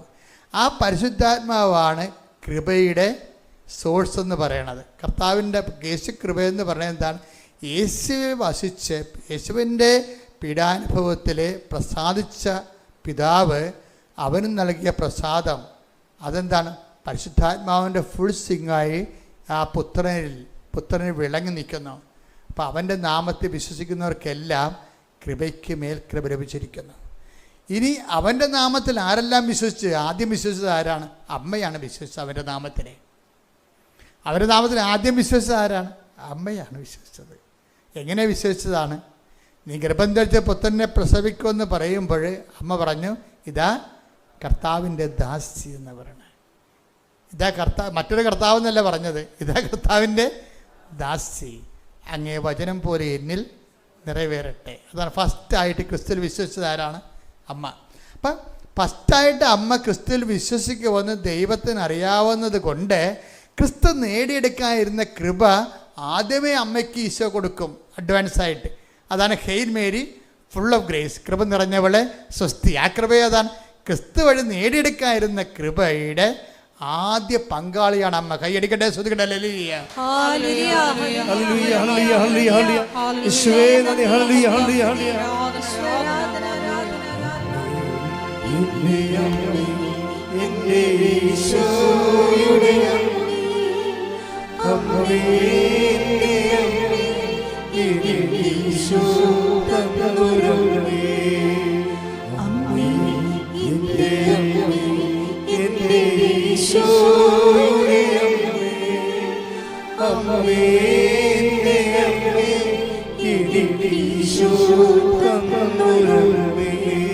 പരിശുദ്ധ പരമദിവ്യകാരുണ്യത്തിന് ആരാധനയും സ്തുതിയും പുകഴ്ചയും ഉണ്ടായിരിക്കട്ടെ. പരിശുദ്ധ പരമദിവ്യകാരുണ്യത്തിന് ആരാധനയും സ്തുതിയും പുകഴ്ചയും പരിശുദ്ധ പരമദിവ്യകാരുണ്യത്തിന് ആരാധനയും സ്തുതിയും പുകഴ്ചയും ഉണ്ടായിരിക്കട്ടെ. അപ്പോൾ അവന്റെ നാമത്തിൽ വിശ്വസിക്കുന്നവർക്കെല്ലാം കൃപയ്ക്ക് മേൽ കൃപ, കൃപയ്ക്ക് മേൽ കൃപ എന്ന് പറയുമ്പോൾ അമ്മയ്ക്ക് ലഭിച്ചത് എന്താണ്? പൂർണ്ണ കൃപയാണ് ലഭിച്ചത്. അതുകൊണ്ടാണ് നമ്മൾ പറയണത് യേശു കൃപയുടെ പൂർണ്ണതയാണ്. അതിൽ നിന്നുള്ള ആ തടാകത്തിൽ നിന്നുള്ള ഏറ്റവും വലിയ പെരിയാറ് പോലെ ഏറ്റവും വലിയ നദിയാണ്. ഭാരതത്തിലെ പല കേരളത്തിൽ പല നദികളുണ്ട്. ഭാരതപ്പുഴയുണ്ട്, പെരിയാറുണ്ട്, അതുപോലെയുള്ള വലിയ നദികളുണ്ട്, പമ്പാ നദിയുണ്ട്. അപ്പം അതുപോലെ തന്നെ കൃപയുടെ ഏറ്റവും വലിയ നദിയാണ് ക്രിസ്തു നേടിയെടുത്ത കൃപയുടെ ആ തടാകത്തിൽ നിന്ന് ഉത്ഭവിക്കുന്ന മനുഷ്യരാശിയിലേക്ക് ഒഴുകുന്ന ഏറ്റവും വലിയ കൃപയുടെ നദിയാണ് അമ്മ. അതുപോലെ തന്നെ വിശുദ്ധന്മാരിലുണ്ട് മാധ്യശക്തി. അത് കഴിഞ്ഞാൽ അങ്ങനെ ഓരോരോ ഇപ്പം തന്നെ അലീസ സിസ്റ്ററിനെ വിശുദ്ധ വാഴ്ത്തപ്പെട്ട പ്രഖ്യാപിച്ചില്ലേ. അപ്പം ദൈവത്തിൽ നിന്ന് നേടിയെടുത്ത കൃപകൾ അതനുസരിച്ചുള്ള വചന സരണിയിലൂടെ കടന്നു പോകുമ്പോൾ അവർ രക്ഷാകര പദ്ധതിയോട് സഹകരിച്ചുകൊണ്ട് സുവിശേഷ കൈമാറ്റത്തിന് വേണ്ടി ജീവിതം, ഒരു സമൂഹത്തിൻ്റെ ഒരു കാലഘട്ടത്തെ ജീവിതം ക്രമീകരിക്കുമ്പോൾ അതിന് കൃപ ആവശ്യമാണ്.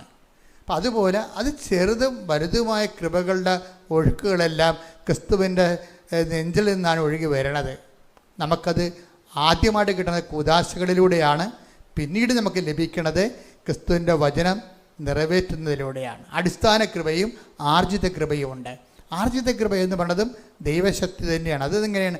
അവൻ പറയണത് പോലെ ചെയ്യണതാണ് ആർജിത കൃപ. ഉടമ്പടി നമ്മൾ എന്താ ചെയ്യണത്? മാതാവിൻ്റെ മധ്യസ്ഥതയിൽ ആര് ചെയ്യും? അവൻ പറയണത് പോലെ നമ്മൾ ചെയ്യും. എന്താ കാര്യം? അവൻ പറഞ്ഞത് ആദ്യത്തെ കാര്യം എന്താ? അനുദപിക്കുക, സുവിശേഷത്തെ വിശ്വസിക്കുക. അവൻ പറഞ്ഞ അവസാനത്തെ കാര്യം എന്താ? ലോകം മുഴുവനും പോവുക, എല്ലാ സൃഷ്ടികളോടും സുവിശേഷം. ഇപ്പം വിശ്വസിച്ച സുവിശേഷം കൈമാറുന്നത്. ഇതാണ് ഉടമ്പടി ആസ്തി എന്ന് പറയണത്.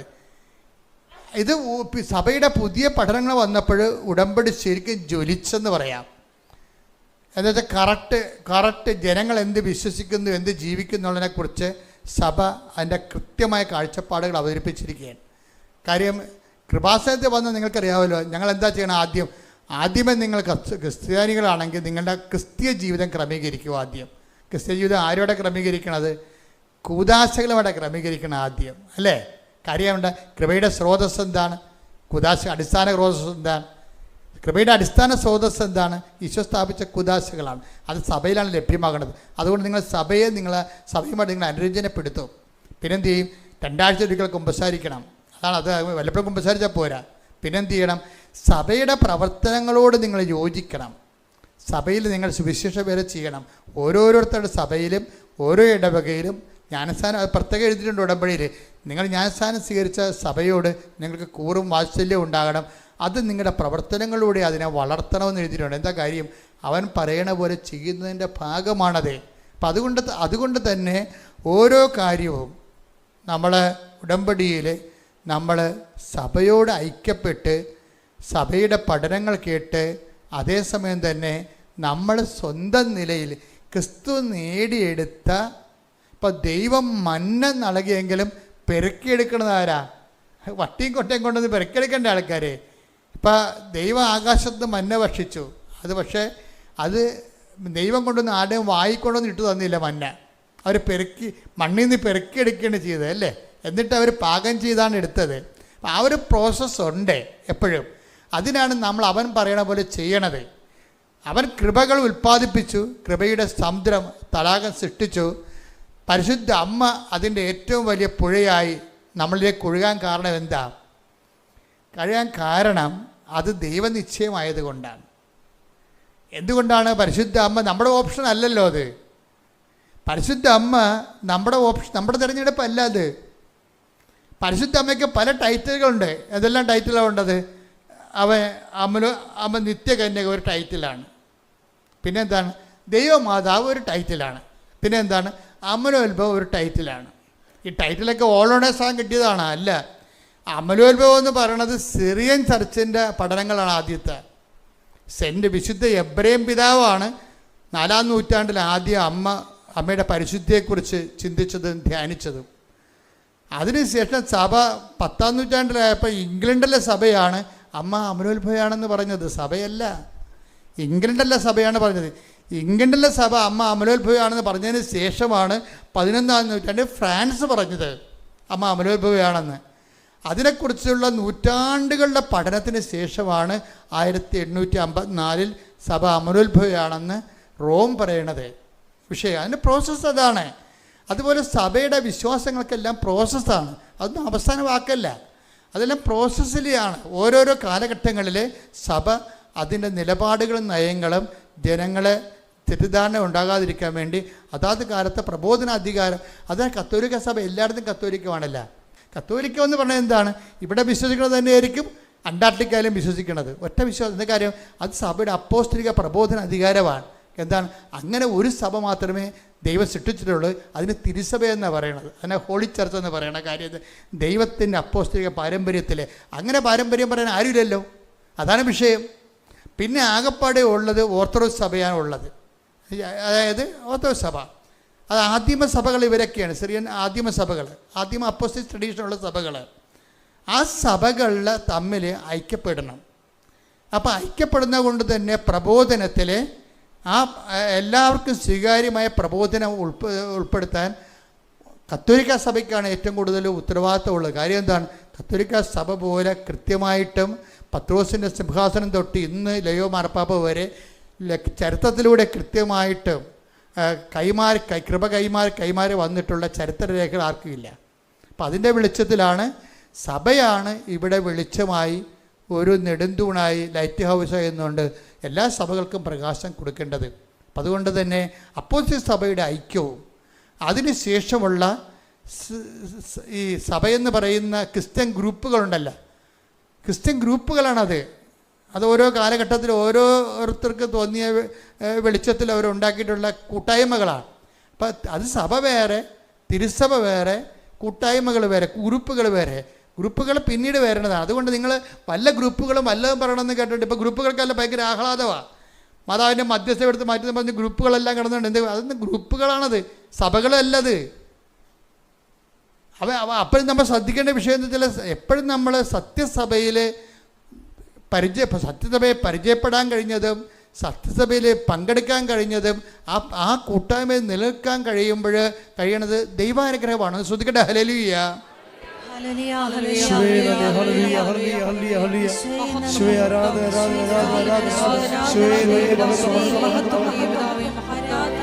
ശ്രദ്ധിക്കട്ടെ. ഹല്ലേലൂയ.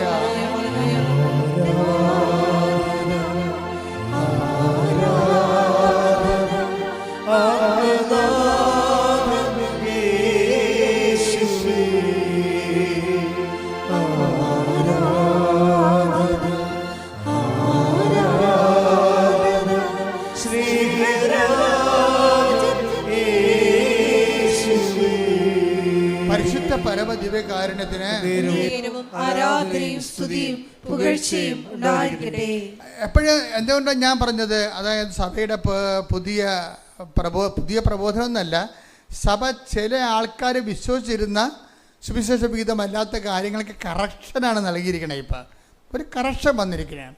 ഈ കറക്ഷൻ ശരിക്കും ഉടമ്പടിയെ ശരിക്കും സഹായിക്കുന്നുണ്ട്.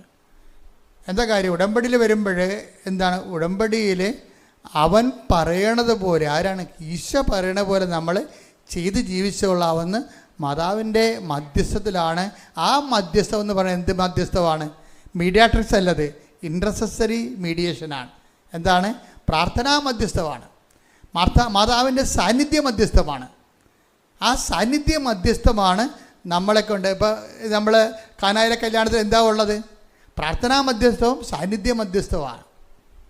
അപ്പം സാന്നിധ്യ മധ്യസ്ഥത്തിലാണ് അവർക്ക് വീഞ്ഞില്ലെന്ന് അമ്മ പറയണത്. അപ്പോൾ ഈശോ എന്താ പറയണത്? എനിക്ക് നിനക്ക് എന്ത്, എൻ്റെ സമയം ഇനിയും സമാഗതമാണ്. പാകാത്ത സമയമാക്കിയെടുക്കുന്നതിനും അമ്മയുടെ മധ്യസ്ഥമാണ് സഹായിക്കുന്നത്. ആ മധ്യസ്ഥമാണ് ഉടമ്പടി വർക്കൗട്ട് ചെയ്യണത്. ഉടമ്പടി വർക്കൗട്ട് ചെയ്യുമ്പോൾ എന്ത് ചെയ്യും? ഉടമ്പടിയിൽ സാന്നിധ്യം മധ്യസ്ഥ ഉള്ളത് കൊണ്ടാണ് യേശുവിൻ്റെ ഇപ്പോൾ കാനായിലെ കല്യാണത്തിൽ ആ കല്യാണത്തിൽ ആ കുടുംബം അനുഭവിക്കുന്ന ഒരു ഇല്ലായ്മ മൂലം ഉണ്ടാകുന്ന അപമാനത്തിനെ വിവേചിച്ച് മനസ്സിലാക്കിയിട്ട് അത് എത്തേണ്ട സ്ഥലത്ത് കൃത്യമായിട്ട് എത്തിക്കണമല്ല, എത്തിക്കാനും അത് നടപടി സ്വീകരിക്കാനും അമ്മയ്ക്ക് അർഹതയുണ്ട്, അധികാരമുണ്ട്. ആ അമ്മയുടെ അധികാരത്തെയാണ്, ക്രിസ്തുവിലുള്ള അമ്മയുടെ മാധ്യസ്ഥ സ്വാധീനത്തെയാണ് ഉടമ്പടി ഏറ്റു പറയണത്. എന്താ കാര്യം? അവൻ പറയണത് പോലെ ചെയ്യാൻ. അപ്പം നിങ്ങൾ ഒരു കാര്യം ജീവിതത്തിൽ പ്രതിസന്ധി വന്നിട്ട് മുന്നോട്ട് പോകാൻ പറ്റുന്നില്ലെങ്കിൽ സുവിശേഷ വിഹിതമായി ജീവിതം ക്രമീകരിച്ചാൽ മാതാവ് നിങ്ങൾക്ക് വേണ്ടി മധ്യസ്ഥം വഹിക്കുമെന്നാണ് ഉടമ്പടി പ്രഖ്യാപിക്കുന്നത്. കൈയടിച്ച് ശ്രദ്ധിക്കട്ടെ. ഹല്ലേലൂയ, ഹല്ലേലൂയ, ഹല്ലേലൂയ, ഹല്ലേലൂയ, ഹല്ലേലൂയ, ഹല്ലേലൂയ. മഹത്വം, മഹത്വം.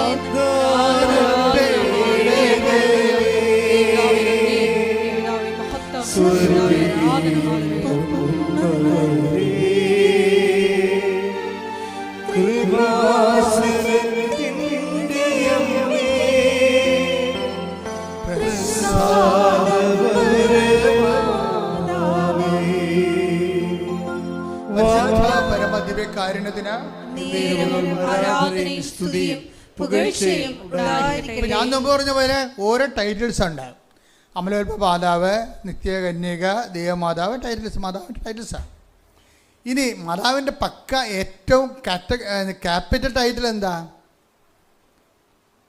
ആ ക്യാപിറ്റൽ ടൈറ്റിൽ പുതുതായിട്ട് ഉണ്ടാക്കാനൊന്നും പറ്റത്തില്ല. അത് ഓൾറെഡി ബൈബിൾ ഇൻബിൽറ്റാണ് ക്യാപിറ്റൽ ടൈറ്റിൽ. എന്താണത്? The mother of Jesus. കൈയടിക്കട്ടെ, ശ്രദ്ധിക്കട്ടെ. ഹല്ലേലൂയ, ഹല്ലേലൂയ, ഹല്ലേലൂയ, ഹല്ലേലൂയ.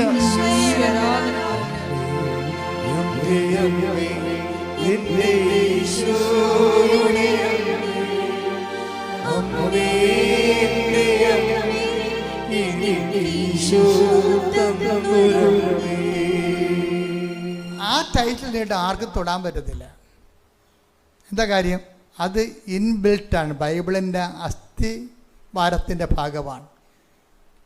യേശുവിൻ്റെ അമ്മയും അവിടെ, മറിയം അവിടെ ഉണ്ടായിരുന്നെന്നല്ല പറയണത്, യേശുവിൻ്റെ അമ്മയും അവിടെ ഉണ്ടായിരുന്നു. അപ്പോൾ യേശുവിൻ്റെ അമ്മയെന്ന് പറയുമ്പോൾ നിങ്ങൾക്ക് എല്ലാം അണ്ടർസ്റ്റുഡാണ്.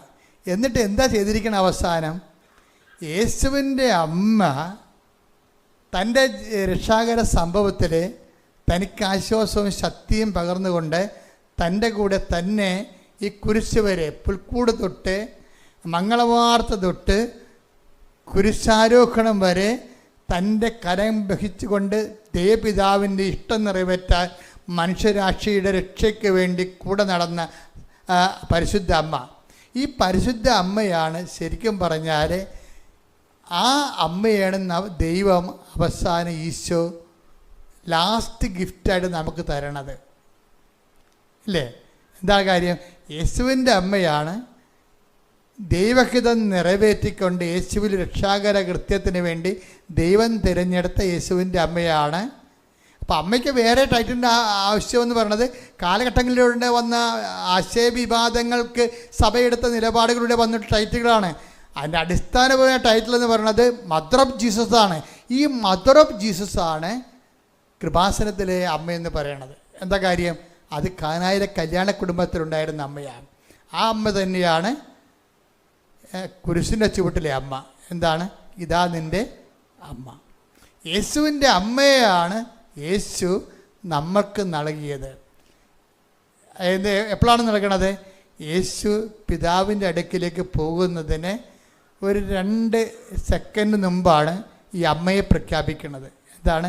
ഞാൻ പിതാവിൻ്റെ അടുക്കിലേക്ക് പോവുകയാണ്, നിങ്ങളും എൻ്റെ കൂടെ വരും. അതിന് നിത്യതയ്ക്ക് വേണ്ടി, നിങ്ങളുടെ ജീവിതം ക്രമീകരിക്കാൻ വേണ്ടി എന്നെ ഈ ദൈവത്തിൻ്റെ ഹിതം നിറവേറ്റിക്കൊണ്ട് ഇവിടം വരെ എത്തി എൻ്റെ സഹയാത്രികയായ സഞ്ചാരി മാതാവിനെ ഞാൻ നിങ്ങൾക്ക് തരുന്നു. Behold your mother. ഇതാ നിൻ്റെ അമ്മ. ഈ അമ്മ ഈശോ ഏൽപ്പിച്ചു തന്ന അമ്മയാണ് കൃപാസന മാതാവ്. ഈ അമ്മയാണ് ഉടമ്പടിയുടെ മധ്യസ്ഥ. ഈ അമ്മയാണ് ഉടമ്പടി അവൻ പറയണ പോലെ ചെയ്തുകൊണ്ട് ജീവിക്കാൻ വേണ്ടി നമ്മളെ പ്രേരിപ്പിക്കുകയും പ്രോത്സാഹിപ്പിക്കുകയും നമ്മളെ സുവിശേഷ സാക്ഷിയാക്കുകയും ഒടുവിൽ നിത്യതയിൽ നമ്മൾക്ക് എത്തിച്ചേരുന്നതിന് വേണ്ടി പരിശുദ്ധ മറിയ തമ്പുരാൻ്റെ അമ്മ ഇപ്പോഴും ഞങ്ങളുടെ മരണസമയത്തും തമ്പുരാനോട് അപേക്ഷിക്കുന്ന നമ്മ. കയ്യടിക്കട്ടെ, ശ്രുതിക്കട്ടെ. ഹല്ലേലൂയ.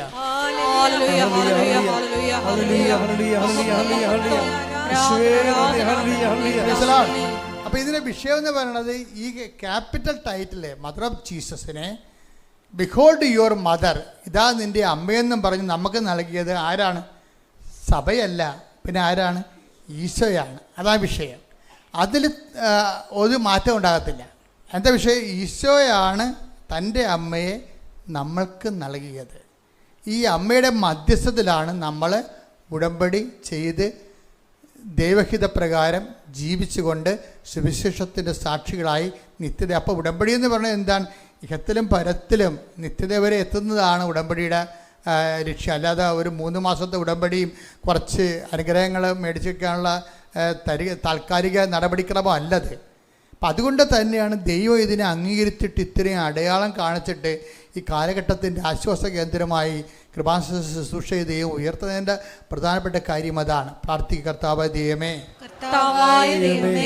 ആന്തരിക അർത്ഥത്തിലെ ആധ്യാത്മികത ആവഹിക്കുന്നതിനും അനുവർത്തിക്കുന്നതിനും ക്രിസ്തുവിന്റെ ആധ്യാത്മികത ശുദ്ധ അമ്മയിലൂടെ അനുകരിക്കുന്നതിന് എന്നെ ശക്തമാക്കുന്നതിന് എനിക്കെല്ലാം ചെയ്യാൻ എന്നെ പ്രാപ്തമാക്കുന്നതിന് ഞാൻ നന്ദി പറയുന്ന നന്ദി, ആരാധന. ഹല്ലേലൂയ, ഹല്ലേലൂയ, ഹല്ലേലൂയ, ഹല്ലേലൂയ, ഹല്ലേലൂയ. യേശുവേ ആരാധന, ആരാധന, ആരാധന. യേശുവേ നന്ദി, മഹത്വം,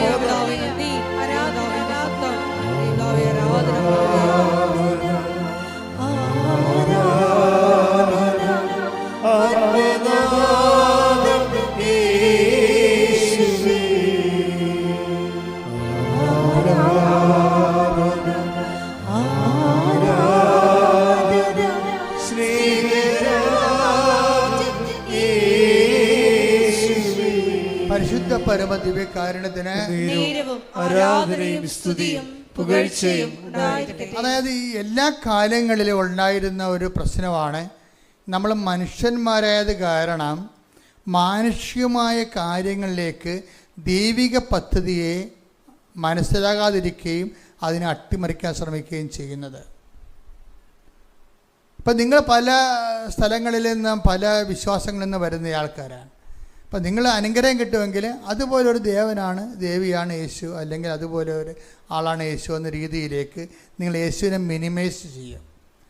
യേശു അങ്ങനെ മിനിമൈസ് ചെയ്യാൻ പറ്റത്തില്ല. എന്താ കാര്യം? അവൻ്റെ നടപടി എന്ന് പറയണത് മനുഷ്യരാശിയുടെ പാപത്തിനാണ്, മനുഷ്യരാശിയാണ്. ഈ ലോകത്തുള്ള മുഴുവൻ എക്കാലങ്ങളിലുള്ള മനുഷ്യരാശിയുടെ മുഴുവൻ പാപത്തിന് പരിഹാരമായി ദൈവത്താൽ നിയമിതനായവനാണ്. ദൈവത്തിൻ്റെ പദ്ധതികളോട് അവൻ നിശബ്ദമായി സർവ്വസമർപ്പണത്തോട് സഹകരിച്ചത് കൊണ്ടാണ് അവനെ ദൈവം അവൻ്റെ മേലെ ശിക്ഷ നമുക്ക് രക്ഷയായത്. അതുകൊണ്ട് തന്നെ അവന് ദൈവത്തിന് പൂർണ്ണ പ്രസാദം കൊടുത്തത്. അതുകൊണ്ട് അവനാണ് പൂർണ്ണ പ്രസാദങ്ങളുടെ മധ്യസ്ഥനെന്ന് പറയണത്. അത് ആ സ്ഥാനം ആർക്കുമില്ല. കാര്യം എന്താ? അവനാണ് പാപത്തിന് പരിഹാരം ചെയ്തിട്ട് പിതാവിൻ്റെ മനസ്സിനെ പ്രസാദിപ്പിച്ചുകൊണ്ട് പിതാവാണ് അവന് പൂർണ്ണ പ്രസാദം കൊടുത്തിരിക്കുന്നത്. ആ രക്ഷാകരം നടപടിക്രമം. കാര്യം അവൻ ഒരേ സമയം ദൈവമാണ്, ഒരേ സമയം തന്നെ മനുഷ്യനുമാണ്. അതുകൊണ്ട് അവൻ ദൈവത്തിന് ഇടയിലും മനുഷ്യനും ഇടയിലുള്ള ഏക മധ്യസ്ഥനുമാണ്. കയ്യടിക്കട്ടെ, ശ്രുതിയുടെ ഹല്ലേലൂയ. ഹല്ലേലൂയ, ഹല്ലേലൂയ, ഹല്ലേലൂയ, ഹല്ലേലൂയ. മഹത്വം, മഹത്വം, ആരാധന, ആരാധന.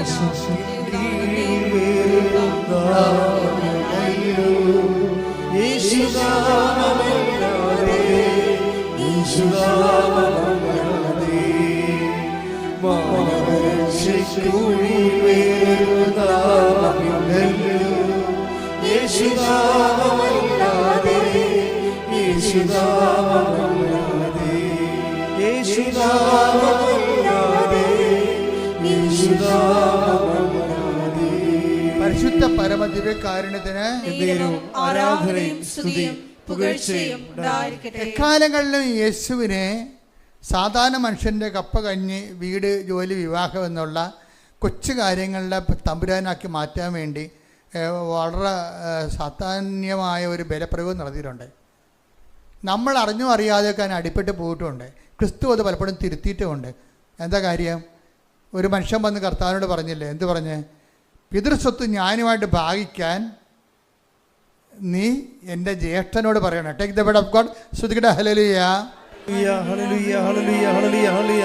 യേശുവേ നന്ദി. ഹല്ലേലൂയ. ലൂക്ക 12:13. ഇത് വളരെ ശ്രദ്ധിക്കേണ്ട ഒരു വചനമാണ്. ലൂക്ക 12:13.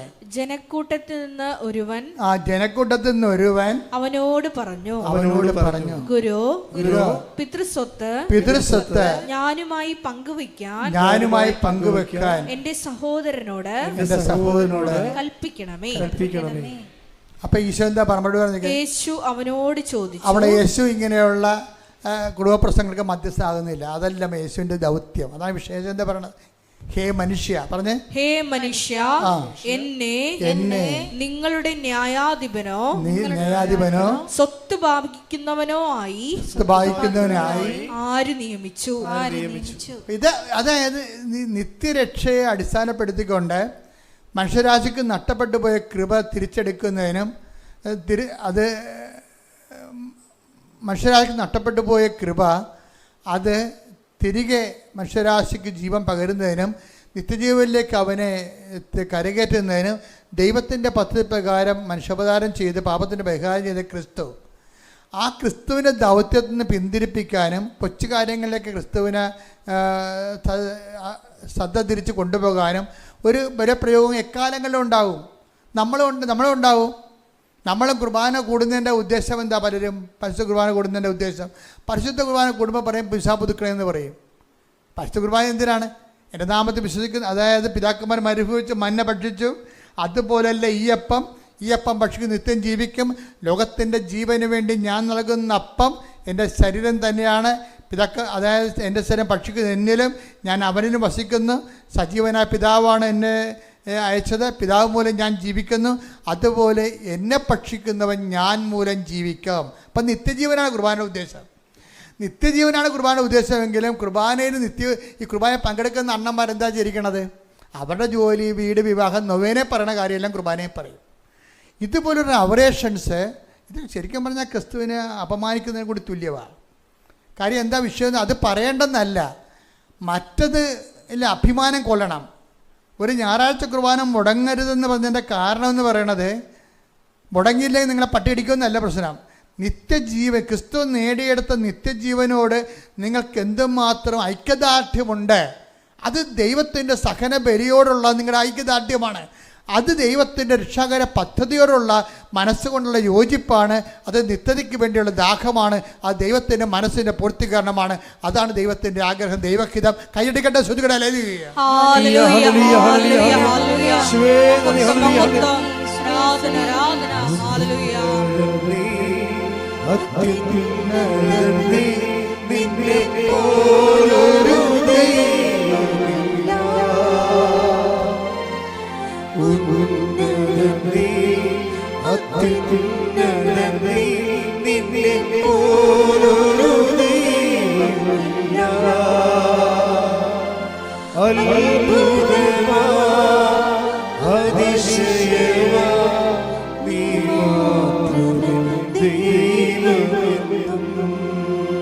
ഇതിനകത്ത് വരുന്ന ഒരു ദുരന്തം എന്താ അറിയാമോ? ഞാൻ പലപ്പോഴും ശ്രദ്ധിച്ചിട്ടുണ്ട്.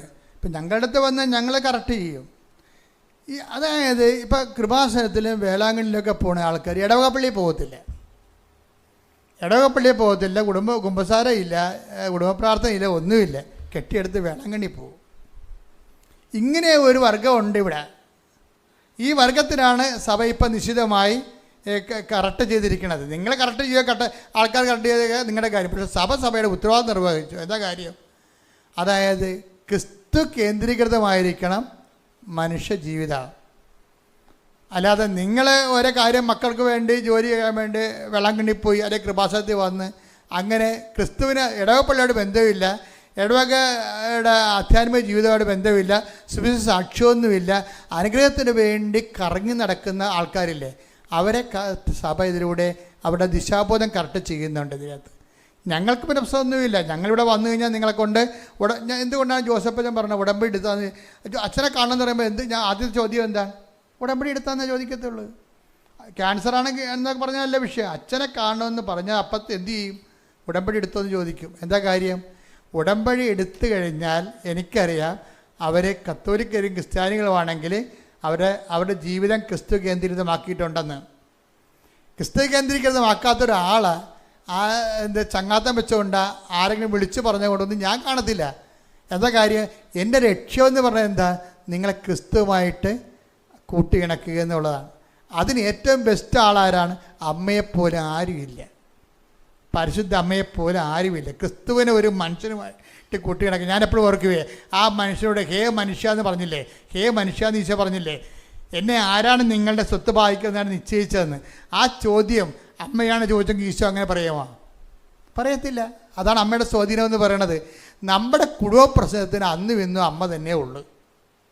എന്താ കാര്യം? ഒരു മനുഷ്യൻ അവൻ്റെ പച്ചയായ കണ്ണീരിൻ്റെ കാലത്ത് അവൻ്റെ കൈ ഗ്രഹിക്കാൻ വേണ്ടി തന്നെയാണ് യേശുവിൻ്റെ ഏറ്റവും വലിയ കണ്ണീരിൻ്റെ കാലത്ത് ഇതാ നിൻ്റെ അമ്മയെന്നും പറഞ്ഞ് നമ്മളെ ഏൽപ്പിച്ചെങ്കിൽ കർത്താവിൻ്റെ മനസ്സ് നിറവേറുകയാണ് കൃപാസന ഉടമ്പടിയിലൂടെ. പ്രത്യേകിച്ച് ശ്രുതികട ഹല്ലേലൂയ. ഹല്ലേലൂയ ഹല്ലേലൂയ ഹല്ലേലൂയ ഹല്ലേലൂയ ഹല്ലേലൂയ ഹല്ലേലൂയ ഹല്ലേലൂയ. പരിശുദ്ധ പരമദിവ്യകാരുണ്യത്തിന് നീരവും ആരാധനയും സ്തുതിയും പുകഴ്ചയും ഉണ്ടായിരിക്കട്ടെ. എല്ലാവരും എഴുന്നേൽക്കുക. ശ്രുതികട ഹല്ലേലൂയ. ഹല്ലേലൂയ ഹല്ലേലൂയ ഹല്ലേലൂയ ഹല്ലേലൂയ ഹല്ലേലൂയ. യേശുവേ നന്ദി. ഹല്ലേലൂയ ഹല്ലേലൂയ ഹല്ലേലൂയ. യേശുവേ ആരാധന ആരാധന ആരാധന ആരാധന. യേശുവേ നന്ദി. മഹത്വം മഹത്വം മഹത്വം മഹത്വം മഹത്വം. ഹല്ലേലൂയ ഹല്ലേലൂയ ഹല്ലേലൂയ ഹല്ലേലൂയ ഹല്ലേലൂയ. ആരാധന ആരാധന. ഹല്ലേലൂയ ഹല്ലേലൂയ. യേശുവേ നന്ദി. യേശുവേ മഹത്വം. എൻ്റെ പ്രിയപ്പെട്ടവരെ, നമ്മൾ രോഗശാന്തി പ്രാർത്ഥനയിലേക്ക് പോവുകയാണ്. രോഗമുള്ളിടത്ത് കൈകൾ വെച്ചുകൊണ്ട് മക്കളുടെ മനസ്സിൽ ശക്തമായ രീതിയിൽ വിശ്വാസപ്രമാണം ചൊല്ലി വിശ്വാസം പ്രഖ്യാപിച്ചുകൊണ്ടിരിക്കണം. അച്ഛൻ പ്രാർത്ഥിക്കും, മനസ്സിലും വിശ്വാസപ്രമാണം ചെല്ലുകയോ മക്കൾ സ്തുതിക്കുകയോ ചെയ്യണം. സ്തുതികട ഹല്ലേലൂയ. കർത്താവേ നിന്റെ ഉന്നതമായ കൈകൾ രോഗമുള്ളിടത്ത് കൈകൾ വെച്ചുകൊണ്ട് സ്തുതിച്ചുകൊണ്ടിരിക്കട്ടെ. ഓൺലൈനിലുള്ളവരും പ്രാർത്ഥിച്ചുകൊണ്ടിരിക്കട്ടെ. കർത്താവേ നിന്റെ ഉന്നതമായ നാമത്തിന് സ്വസ്ഥം ചെയ്ത് കർത്താവേ നിന്റെ വിശുദ്ധ പൗരോഹിത്യത്തെ മഹത്വപ്പെടുത്തണമേ. കർത്താവേ സഭയിലുള്ള സാന്നിധ്യം പ്രകടമാക്കണമേ. കർത്താവേ 39 വർഷം ഞാൻ അർപ്പിച്ച കൃപാന്റെ യോഗ്യതയാൽ കൃപാസന അൾത്താറെ ജീവനോടെ പ്രത്യക്ഷപ്പെട്ട പരിശുദ്ധ അമ്മയുടെ മാധ്യസ്ഥത്തിലെ കർത്താവ് അങ്ങയുടെ മക്കളെ ഞാൻ ആശീർവദിക്കുന്നു. കർത്താവിൻ്റെ കരുണ അടിപ്പണ പോലെ വൈദാഖാനം പോലെ കർത്താവിൻ്റെ തിരുമുറുവാർന്ന വരത്തിക്കരം കർത്താവ് അങ്ങയുടെ രോഗികളുടെ മേൽ വെക്കണമെന്ന് പ്രാർത്ഥിക്കുന്നത്. ഉച്ചമുതൽ ഉള്ളംകാല് വരെ കർത്താവിൻ്റെ രക്തം പടരട്ടെ. ആന്തരിക രോഗങ്ങൾ, സിസ്റ്റ് രോഗങ്ങൾ, അർസസ് രോഗങ്ങൾ, അൾസർ രോഗങ്ങൾ, PCOD രോഗങ്ങൾ, മുഴ രോഗങ്ങൾ, ക്യാൻസർ രോഗങ്ങൾ, സിസ്റ്റ് കർത്താവിൻ്റെ നാമത്തിൽ സൗഖ്യം പ്രാപിക്കട്ടെ. ഈശോ മക്കളില്ലാത്തവരെ, വിവാഹ ജീവിതത്തിൽ കർത്താവ് തടസ്സം നേരിടുന്നവരെ, തമ്മിൽ പിരിഞ്ഞിരിക്കുന്നവരെ ഐക്യപ്പെടുന്നതിന് വേണ്ടി പ്രാർത്ഥിക്കുന്നതിന് വേണ്ടി ദൈവത്തിൻ്റെ തീരുമാനം ഉണ്ടാകാൻ ഇടയാക്കണം പ്രാർത്ഥിക്കുന്നു. ജോലിയില്ലാത്തവർ, വീടില്ലാത്തവർ, വീട്ടിലേക്ക് വഴിയില്ലാത്തവർ, സാമ്പത്തികമായ കടങ്ങളുള്ളവർ, ക്യാപ്റ്റനോട് വിദേശ ജോലിക്ക് വേണ്ടി ശ്രമിക്കുന്നവർ, നാട്ടിലെ ജോലിക്ക് വേണ്ടി ശ്രമിക്കുന്നവർ, കർഷകർ, മത്സ്യത്തൊഴിലാളികൾ, അവരുടെ തൊഴിൽ മേഖല അനുഭവിക്കുന്ന പ്രയാസങ്ങൾ, ഓരോരോ വിഷയങ്ങൾക്ക് അസമാധാനം അനുഭവിക്കുന്ന കുടുംബങ്ങളിൽ സ്തുതിക്കട്ടെ. ഹല്ലേലൂയ.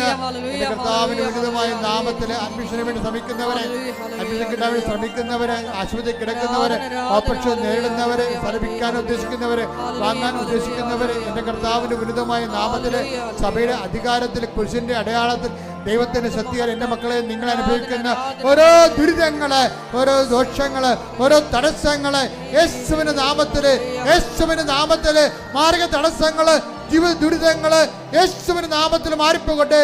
ശ്രുതികട്ടെ. ഹല്ലേലൂയ. ഹല്ലേലൂയ ഹല്ലേലൂയ ഹല്ലേലൂയ. യേശുവേ ഹല്ലേലൂയ ഹല്ലേലൂയ. ആരാധന. ഹല്ലേലൂയ.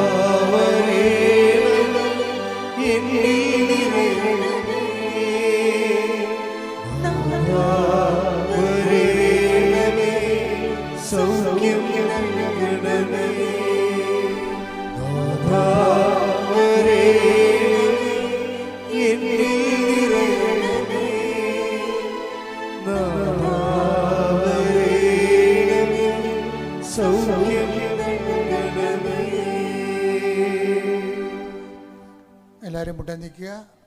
മൗനമായി പ്രാർത്ഥിക്കേണ്ട സമയമാണ്.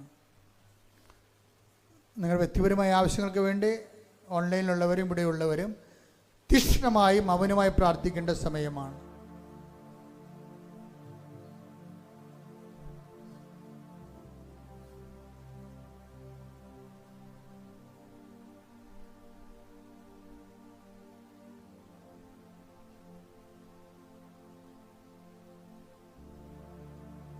അതിതീക്ഷ്ണമായി ഈ നിമിഷം മക്കൾ പ്രാർത്ഥിക്കുന്ന വിഷയത്തിൻ്റെ മേലെ എത്രയും പെട്ടെന്ന് സാക്ഷ്യം പറയാൻ ദൈവം നിങ്ങളെ സഹായിക്കും.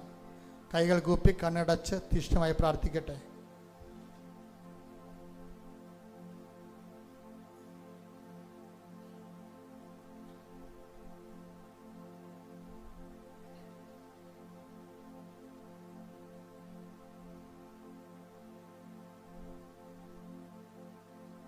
ശ്രുതികട ഹല്ലേലൂയ. ഹല്ലേലൂയ ഹല്ലേലൂയ ഹല്ലേലൂയ യേശുവേ നന്ദി. ഹല്ലേലൂയ ഹല്ലേലൂയ ഹല്ലേലൂയ ഹല്ലേലൂയ ഹല്ലേലൂയ ഹല്ലേലൂയ ഹല്ലേലൂയ ഹല്ലേലൂയ. യേശുവേ നന്ദി. ഹല്ലേലൂയ ഹല്ലേലൂയ ഹല്ലേലൂയ ഹല്ലേലൂയ ഹല്ലേലൂയ ഹല്ലേലൂയ ഹല്ലേലൂയ ഹല്ലേലൂയ. യേശുവേ ആരാധന ആരാധന. ശിരസ്സ് നമിച്ച് ദിവ്യകാരുണ്യനാഥന്റെ ഹല്ലേലൂയ ഹല്ലേലൂയ ഹല്ലേലൂയ ഹല്ലേലൂയ ഹല്ലേലൂയ ഹല്ലേലൂയ. യേശുവേ നന്ദി നന്ദി നന്ദി നന്ദി. യേശുവേ ആരാധന ആരാധന ആരാധന.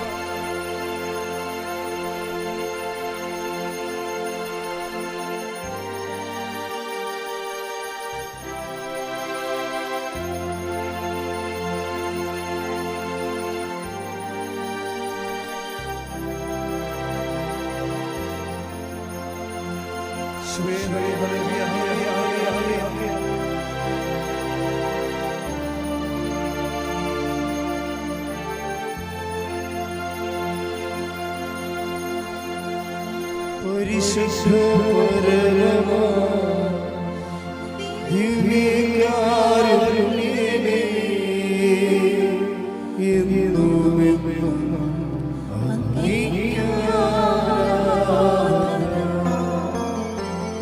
പരിശുദ്ധ